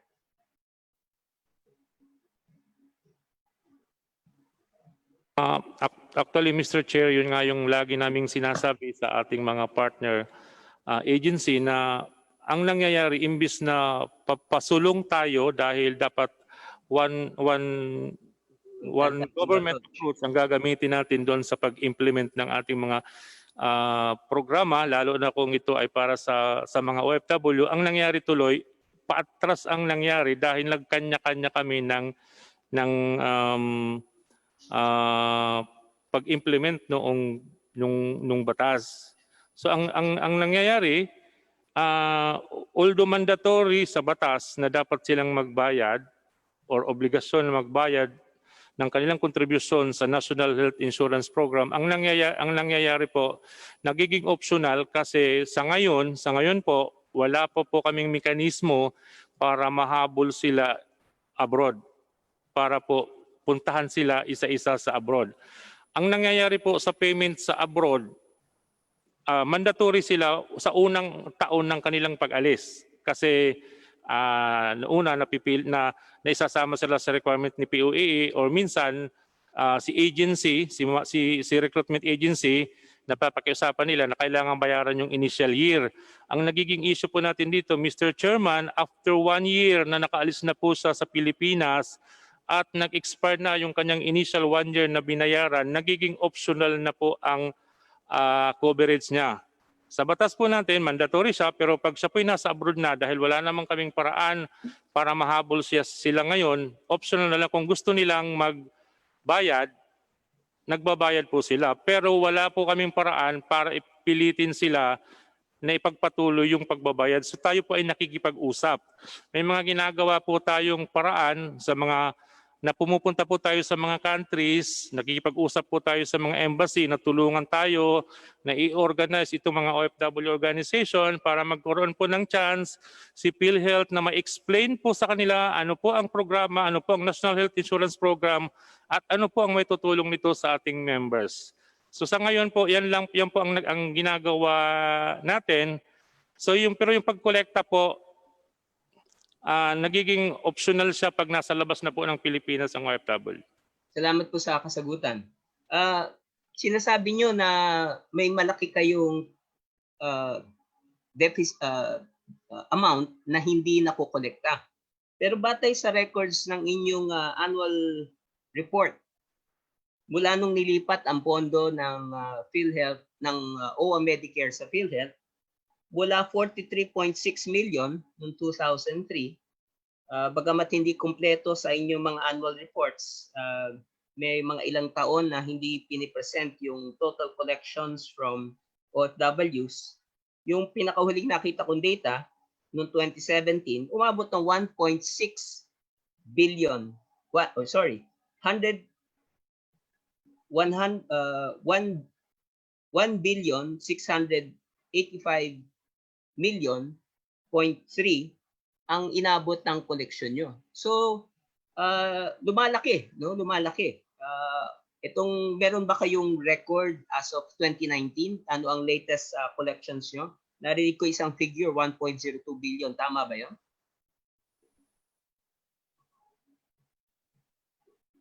Tama po, Mr. Chair, 1.021 1 billion 0.21 million ang collection. Gusto ko lang po i-clarify, Mr. Chair, kung yung historical po na pag-increase ng contribution ni PhilHealth is dahil nagtataas din po tayo ng premium. Nung matransfer po ang OA Medicare sa PhilHealth, that time po ang premium is 900 pesos per year. So parang 75 pesos per month ang binabayaran. But because of tumataas po ang gastusin sa pagpapagamot at pag-cover, may mga increase po ng premium na nangyari in between from 2005 to 2019. Yun nga po ngayon, 2020. So kaya po kung mapapansin nyo sa historical chart namin, may mga spike na biglang lumalaki yung contribution, pero lumiliit naman o kumukunti naman yung nagbabayad. So malaki ang collection pero kunti na siyang nagbabayad dahil nag-a-adjust na rin po yung contribution natin na sinisingil kasi tumataas na rin po yung gastusin. Doon po sa pag-cover natin sa members at sa kanyang dependents. Okay, salamat do sa mga kasagutan. Nagkaroon ng pagkakataon na makausap namin ang mga OFWs sa mga Zoom conferences nito mga nakaraan. At nung simulan nilabas yung circular ng PhilHealth regarding the implementation of the UHC law in reference to OFWs, talagang maraming tumutol. Nagkaroon nga ng petition ang mga OFWs at ang nagresulta na nga, mismo si Pangulong Duterte ay nagsabing pansamantalang isususpindi ang implementasyon sa OFWs. Bagamat ang panawagan nila ay hindi suspension at ang panawagan nila ay pagpapatigil. Sapagkat tulad na nabanggit ng ating mga OFW representatives kanina, hindi nila nakikitang dapat mandatory.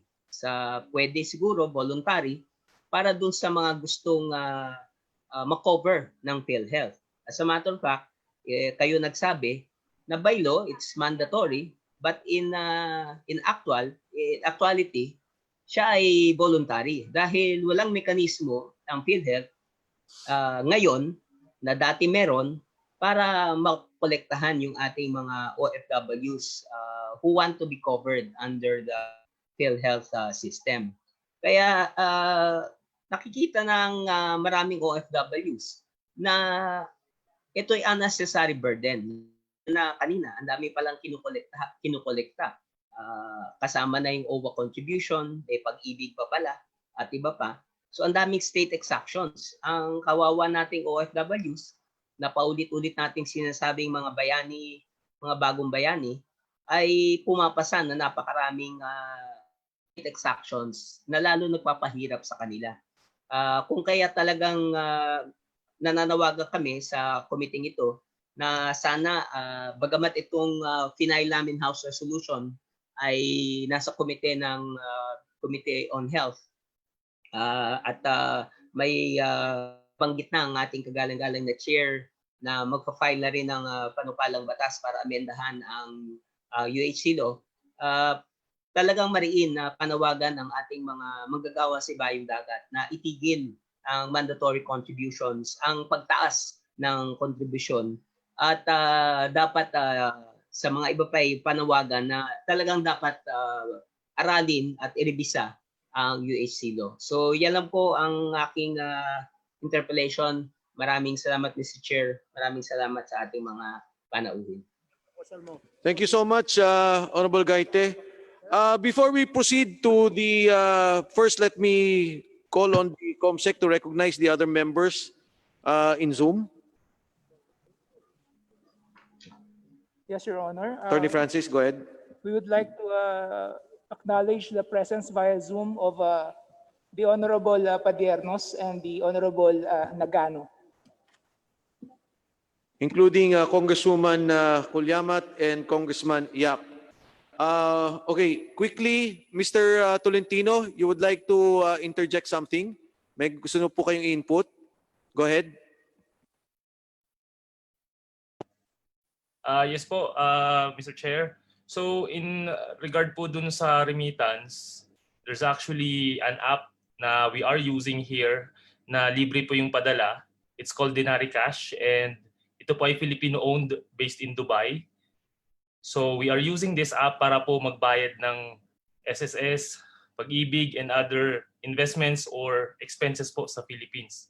In tie-up na rin po sila sa GCash. So I think it's a good way para makatipid din ng mga OF in terms of remittance. Kasi ang padala po dito, if you are going to use a remittance center, is nasa 400 or 300 to 400 pesos po ang padala. So, Filipino, yes po. Mr. Tolentino, yung bang sinasabi mong libreng padala, anong lugar ka na andun ngayon? Nandito po ako sa Dubai. Ah, ilang provider ganyan na may libreng padala dyan sa Dubai? Konti lang po eh. Ito pong minimension ko po na app which is yung Denari Cash, it is a Filipino-owned startup company na tinutulungan na po yung mga OFW dito sa Middle East. So walang binabayad kahit piso? Kung halimbawa, dyan pinadala yung PhilHealth contribution ng ating mga kababayang OFW, wala silang sisingilin kahit 5? Yung una pong padala every month, maximum is 1,000 dirhams, is totally free po. Kasi po it's yung technology nila is blockchain and it is easy to track. Kaya yung kanina po good thing I stayed in this meeting kasi nalaman ko na it is an issue pati po yung tracking.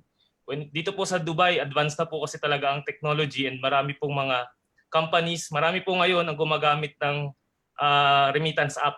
And when you talk about blockchain, it's easy to track. Kaya in other words, safe yan. Safe ba yan? Or, kasi kung ganyan ang sitwasyon at pwede ang libreng padala, we will be encouraging our committee ng accreditation na to consider itong mga ganitong gateway.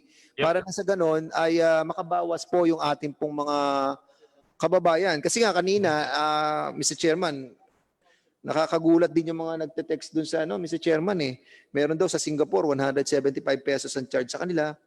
Sa UAE 20 dirham, sa Saudi 16 rial, sa Dubai 25 AED, sa Hong Kong $20, sa Taiwan 300 NT.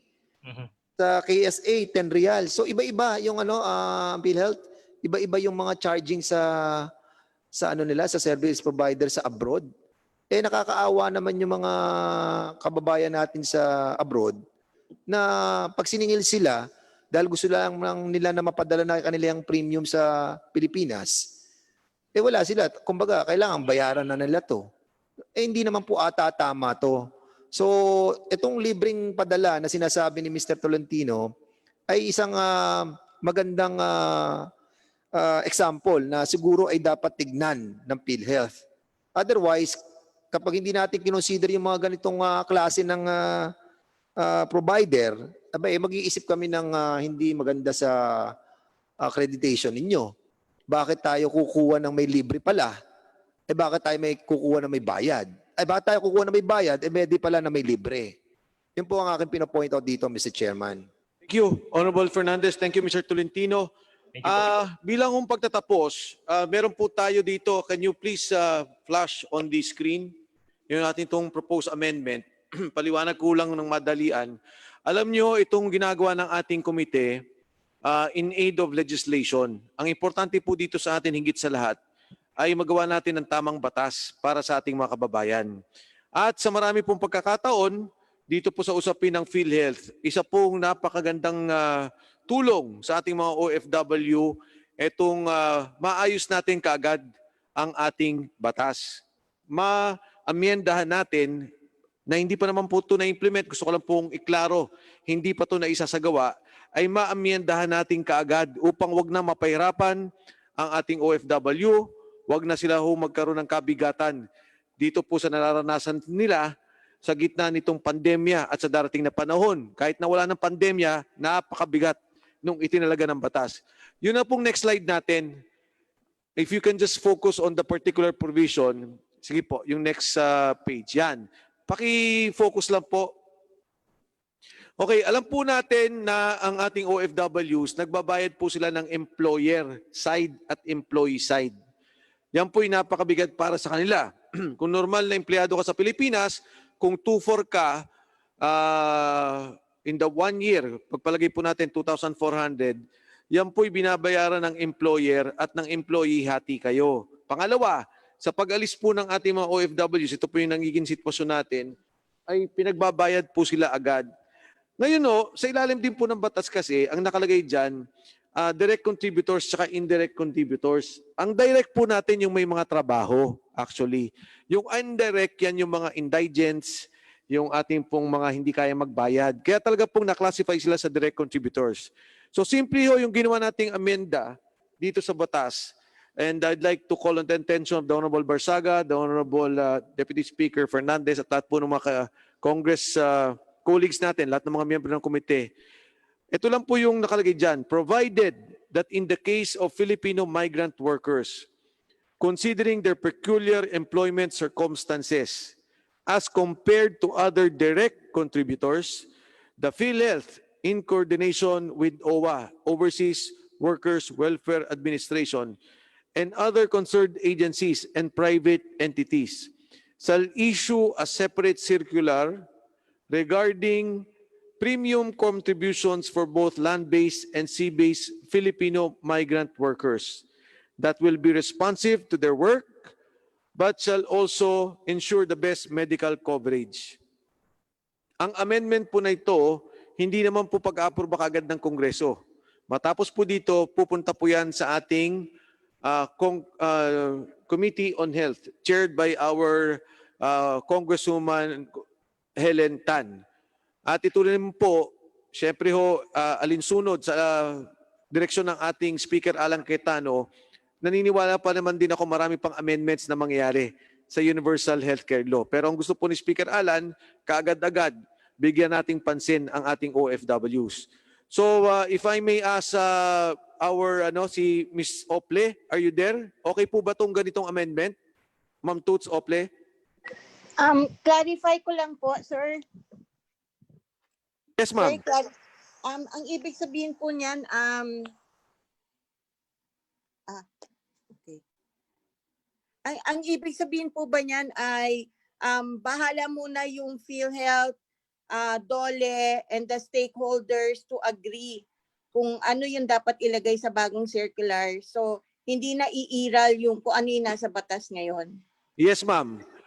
Hindi na po iiral yung nasa batas kasi sila gagawa ng separate circular on the particular contribution. Pero hindi rin po kami, ma'am, naglagay kung ano talaga yung detailed contribution because we would like, for example, the OFW participants, sila na rin po mag-indicate. Go ahead, ma'am. Yes.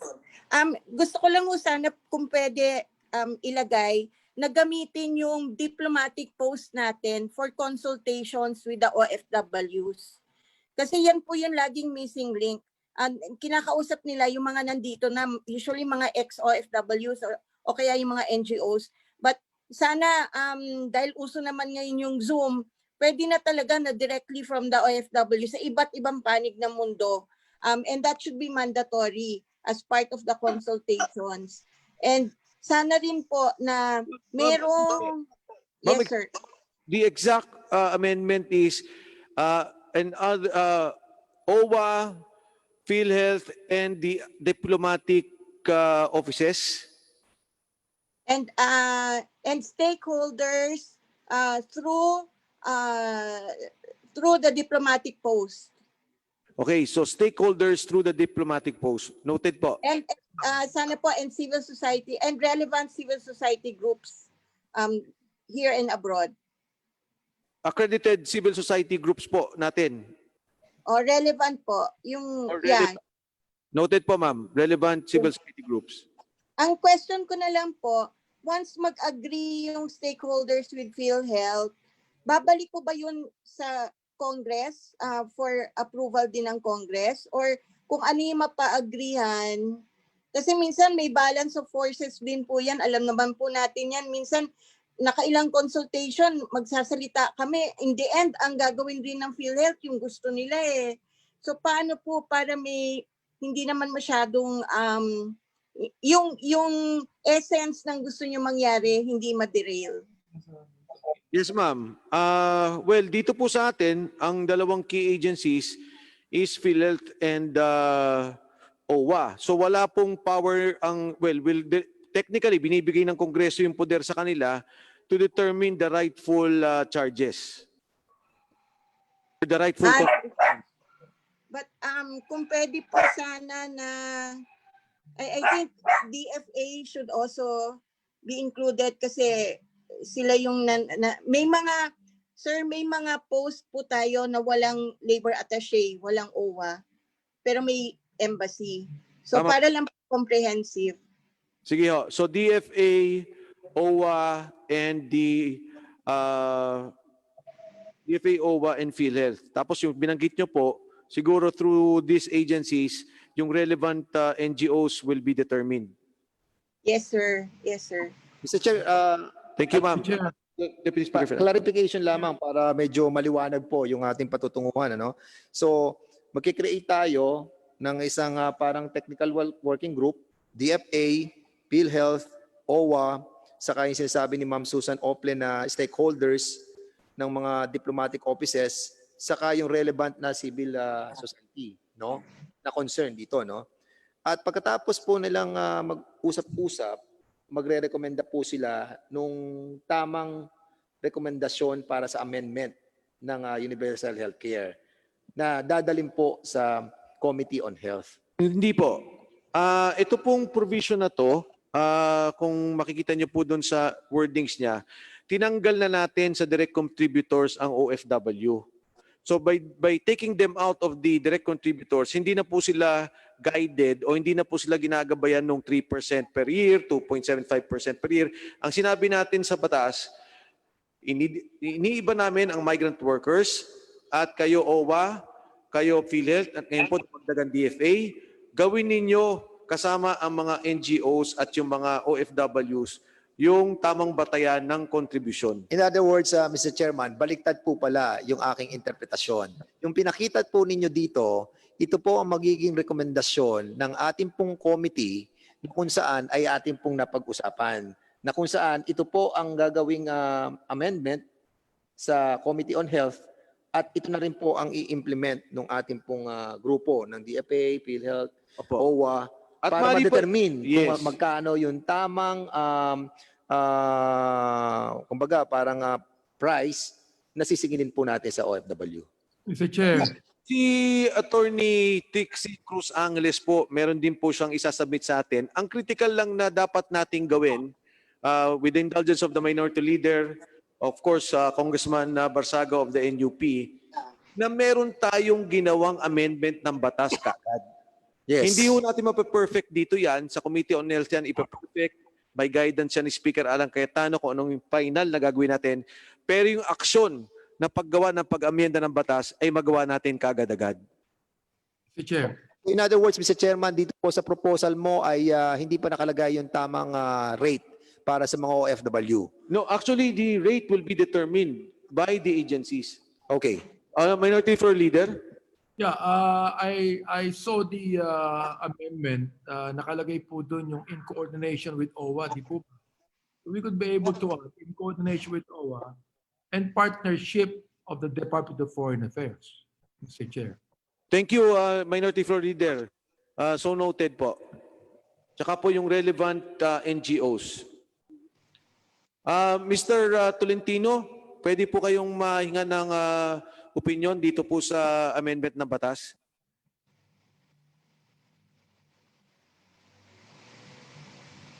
Mr. Tolentino.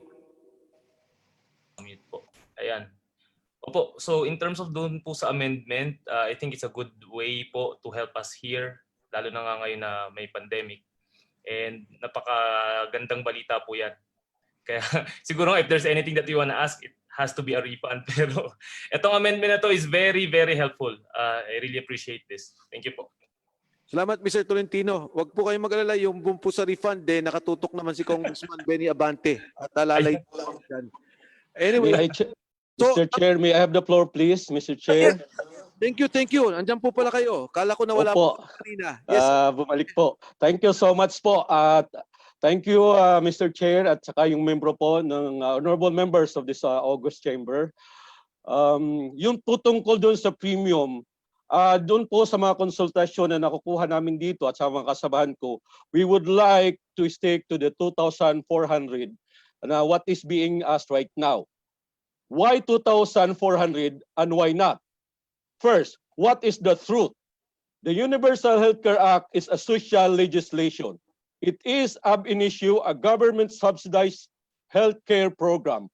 Congress knows it is only through that way to attain the state and the law's policy objective of affordability, Section 3B, and without causing financial hardship, Section 2B of the IRR, of the IR or Republic Act 11223. Mr. Legaspi, Yes po. pasensya na po. Kasi po itong amendment na ginawa po natin will take you out of the direct contributors. Kung nakikita niyo po na iba dapat yung amendment natin o may nakikita kayong pagbabago, we're very welcome ho. Okay ba po sa inyo to? Okay na po ako dyan, sir. If we will be taken out as direct contributor, then it's okay. I was thought that we will be talking about the premium or we will be setting up the premium para po doon sa contributor. Because aside po natin, we wanted also to have coverage lalo sa mga pamilya namin. Hindi naman, siyempre, kailangan din natin yung PhilHealth na yan. Opo. Ang ginawa po namin, Mr. Legaspi, tinanggal po namin kayo dun sa direct contributors. Hindi po namin tinanggal, pero sabi namin, for migrant workers, magkaroon tayo ng ibang usapin sa kadahilan ng ang kanilang sitwasyon ay kakaiba din sa lahat ng direct contributors. All right. Loud and clear, sir. We hear you. Thank you so much. Ay, salamat po, Mr. Legaspi, and thank you for staying with us. Madaling araw na po pala dyan. Thank you. We'll stay towards the info, sir. Mr. Chair. Okay, thank you. Do I hear other, parang may nagsasalit? Sir, Yes, Ma'am Ople. Yeah. Sir, pwede rin po bang maglagay lang dyan ng parang oversight na ano man ma-agreehan namin, it has to also be presented to an oversight committee para lang may guidance lagi ng Congress. Ma'am Toots, di po ba sa Universal Healthcare Law may oversight po tayo with the Senate and Congress? Would that be suffice for the oversight? Yeah, I think so, kahit ano po na oversight. Kasi alam naman natin banggaan yan ng ng key performance indicators eh. So PhilHealth will always push for more contribution. So para lang may mag-referee po just in case lang na nakakailanganin down the road. Agree po. So we will just include here that the oversight committee will siguro po on the final confirmation of rates that this will be submitted to the oversight committee. Okay Yes, po. sir. Yes, sir. Sir? Yes, sir. Sir? Thank you, Ma'am Ople. Meron pa ho? Sir? Yes, Sir, ma'am. Chona Yap sa PhilHealth. Yes, Ma'am Yap. Gusto ko lang i-clarify. Until that amendment is becomes a law, what's going to happen to the Universal Healthcare Law which makes the OFWs members? Suspended ba ang contribution ng OFWs? As far as the President is concerned, it should be suspended. As far as the sense of the Committee on Public Accounts, Committee on Good Government and Public Accountability led by Chairman John Alvarado, the senses of both committees is that you should not collect and you should not force our OFWs. Okay, that's clear. Thank you. Thank you. Chair. Salamat po. Chair. Sige. Yes. Mr. Chair, I'm so glad that Susan Toots Ople raised the issue on the oversight. If I may also propose, Mr. Chair, that before PhilHealth can ever put up an IRR, that the IRR, first of all, should be submitted to the Oversight Committee for review, Mr. Chair. Agree, Minority Floor Leader. Yes, we will make the necessary amendments to this provision, Minority Floor Leader. Kung okay lang po, yung po mga inputs nyo lahat, ayusin po natin, tapos we will all sign to be submitted to the Committee on Health, Congressman Abante. Yes, in fact, Mr. Chair, I could be able to say now that the minority bloc will be supporting the amendment. Maraming salamat po, Congressman Abante. Deputy Speaker Fernandez. Mr. Chairman, kung wala na pong iba na magtatanong at Mr. Chair. Meron po wala? Yes. Mr. Chair, Gabriela po. Dong Brosas, go ahead. Yes, Mr. Chair. Siguro last na lang po since meron po kaming House Bill 6698 which was filed on May 7, 2020. And I believe yung mga provisions po dito ay tutugma naman doon sa gusto ninyong mangyari. But ihahabol ko lang po sa paghahabol namin, first of all, ipinapaliwanag namin na gusto nga sana namin na i-allow na voluntary membership yung sa PhilHealth, no? Kasi hindi lang temporary, no, na pag-relieve ng additional burden. Gusto po sana natin sagutin tayo na maging voluntary yung membership, tapos i-remove yung double payment dahil nag-i-insurance na nga sila sa host countries, nag-i-insurance pa sila dito sa ating bansa dahil automatic sa PhilHealth yon. At hanggat wala namang batas na aabot dyan, yun pa rin ang ipapatupad. And compounded interest for unpaid premium and unjust premium increases. Yun po yung mga amending provisions sa Universal Healthcare Law na sinasabi ng Makabayan Bloc na included po sa House Bill 6698. Very specific po sa premium contributions ng Section 3, I've seen na halos pareho po tayo ng nilagay doon.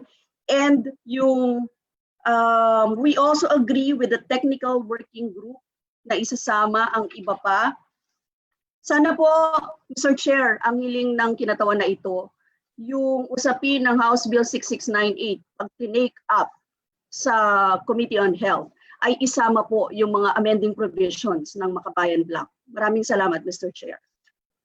Thank you, Ma'am Brosas. Ito naman pong batas natin na ginagawa is the action taken up by the Committee on Public Accounts and the Committee on Government Public Accountability.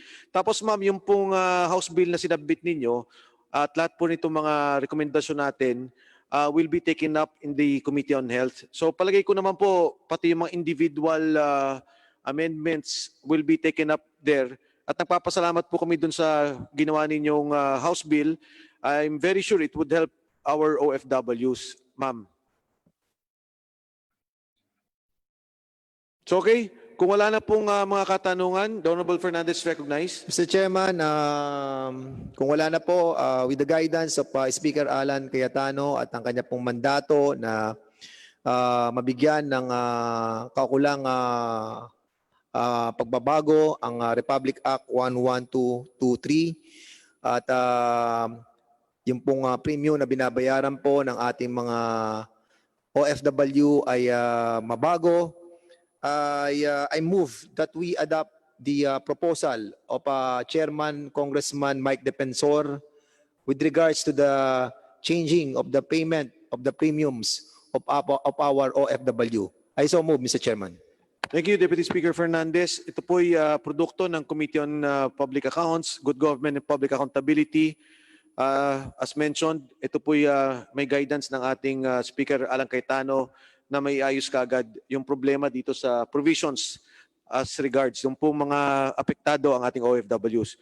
Motion, there being no objection, the act of the committee to provide an amendment to be taken up in the Committee on Health is hereby carried.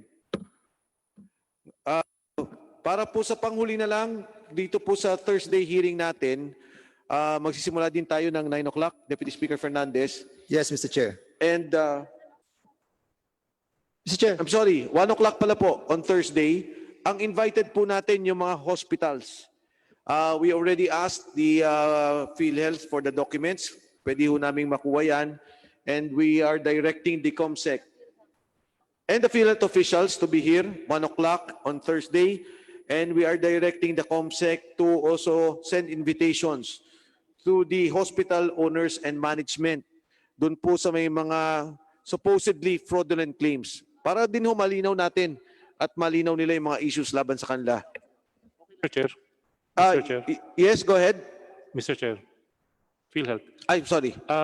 Para baka po kasi may makaligtaan kami, baka pwedeng yung mga hospitals kanina na binanggit ni Mr. Chairman, yung actual copy, kasi puro lang umpisa kanina isulat namin para wala kami makaligtaan doon sa mga hospitals.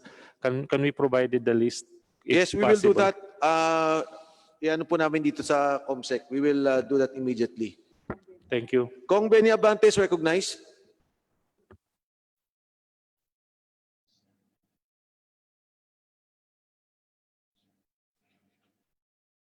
Thank you, Mr. Chair.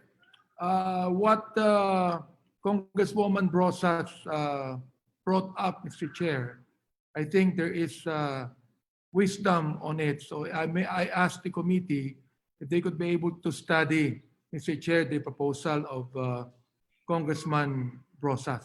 And secondly, Mr. Chair, sana wag din kaligtaan ng PhilHealth na ibalik yung contribution sa sobra na binigay sa mga OFW. Yun lang po.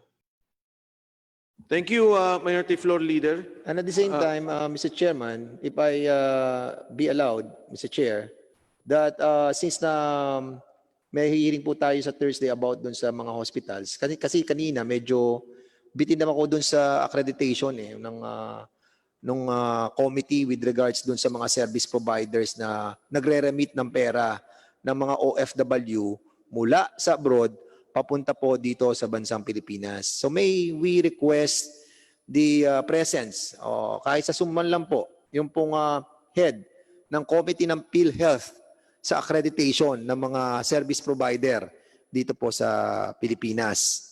Yun lamang po, Mr. Chairman, at muli, maraming po salamat. Thank you. The COMSEC is directed to invite the head of the accreditation committee dun po sa nagbibigay ng mga services as regards remittances. So ordered. We would like to recognize Mr. Hans Kakdak of OWA. Magandang hapon po, Mr. Kakdak. Sir, naka-ano po kayo, Mr. Kakdak? Naka-mute po ata. Maraming salamat, Chair. Nagtaas po ako ng kamay kanina. But ang comment ko lang po, first, we're thankful for this new role that we have in service of our OFWs, Chair. We welcome this po. We thank the committee and the Chair, of course, for this. Ang small suggestion ko lang po, sir, I don't know if it's too late, kung we could be guided by standards sa consultation process, maybe fund viability or OFW affordability, magiya lang po kami as to ano yung standards na gustong italaga ng komite at ng Kongreso para magabayan po kami doon sa proseso ng discussion and consultation. Yun lang po. Thank you so much, Mr. Kakdak. Mr. Kakdak, before I let you go, ilan pa ho natitira nating stranded sa abroad, sa ating mga OFWs? Well, ang projection po natin, sir, until the end of the year, mga 100,000 ang dadating pa ho until the end of the year. Projection po natin yan, but I would of course defer also to the DOLE and DFA for their own count. Pero sa atin po, mga 100,000 till the end of the year. Pero patuloy pa rin po yung pagpapauwi na natin ng mga OFWs coming from other countries. Kahapon nga lang po ay kabilang ang DOLE OWA sa pagtanggap ng mga kadarating from Lebanon. Mga 387 yan, sir. Nandun si SFA Luxin and DND, DOTR, interagency committee po na tumanggap sa mga kararating from Lebanon. So tuloy-tuloy lang po. Thank you, Mr. Kakdak. We'd also like to, maraming salamat po, Mr. Kakdak. Magandang hapon and stay safe po. Salamat po, sir. We would like to recognize POEA Admin Olalia. Andiyan po ba? Mr. Admin Olalia, nandiyan po ba kayo?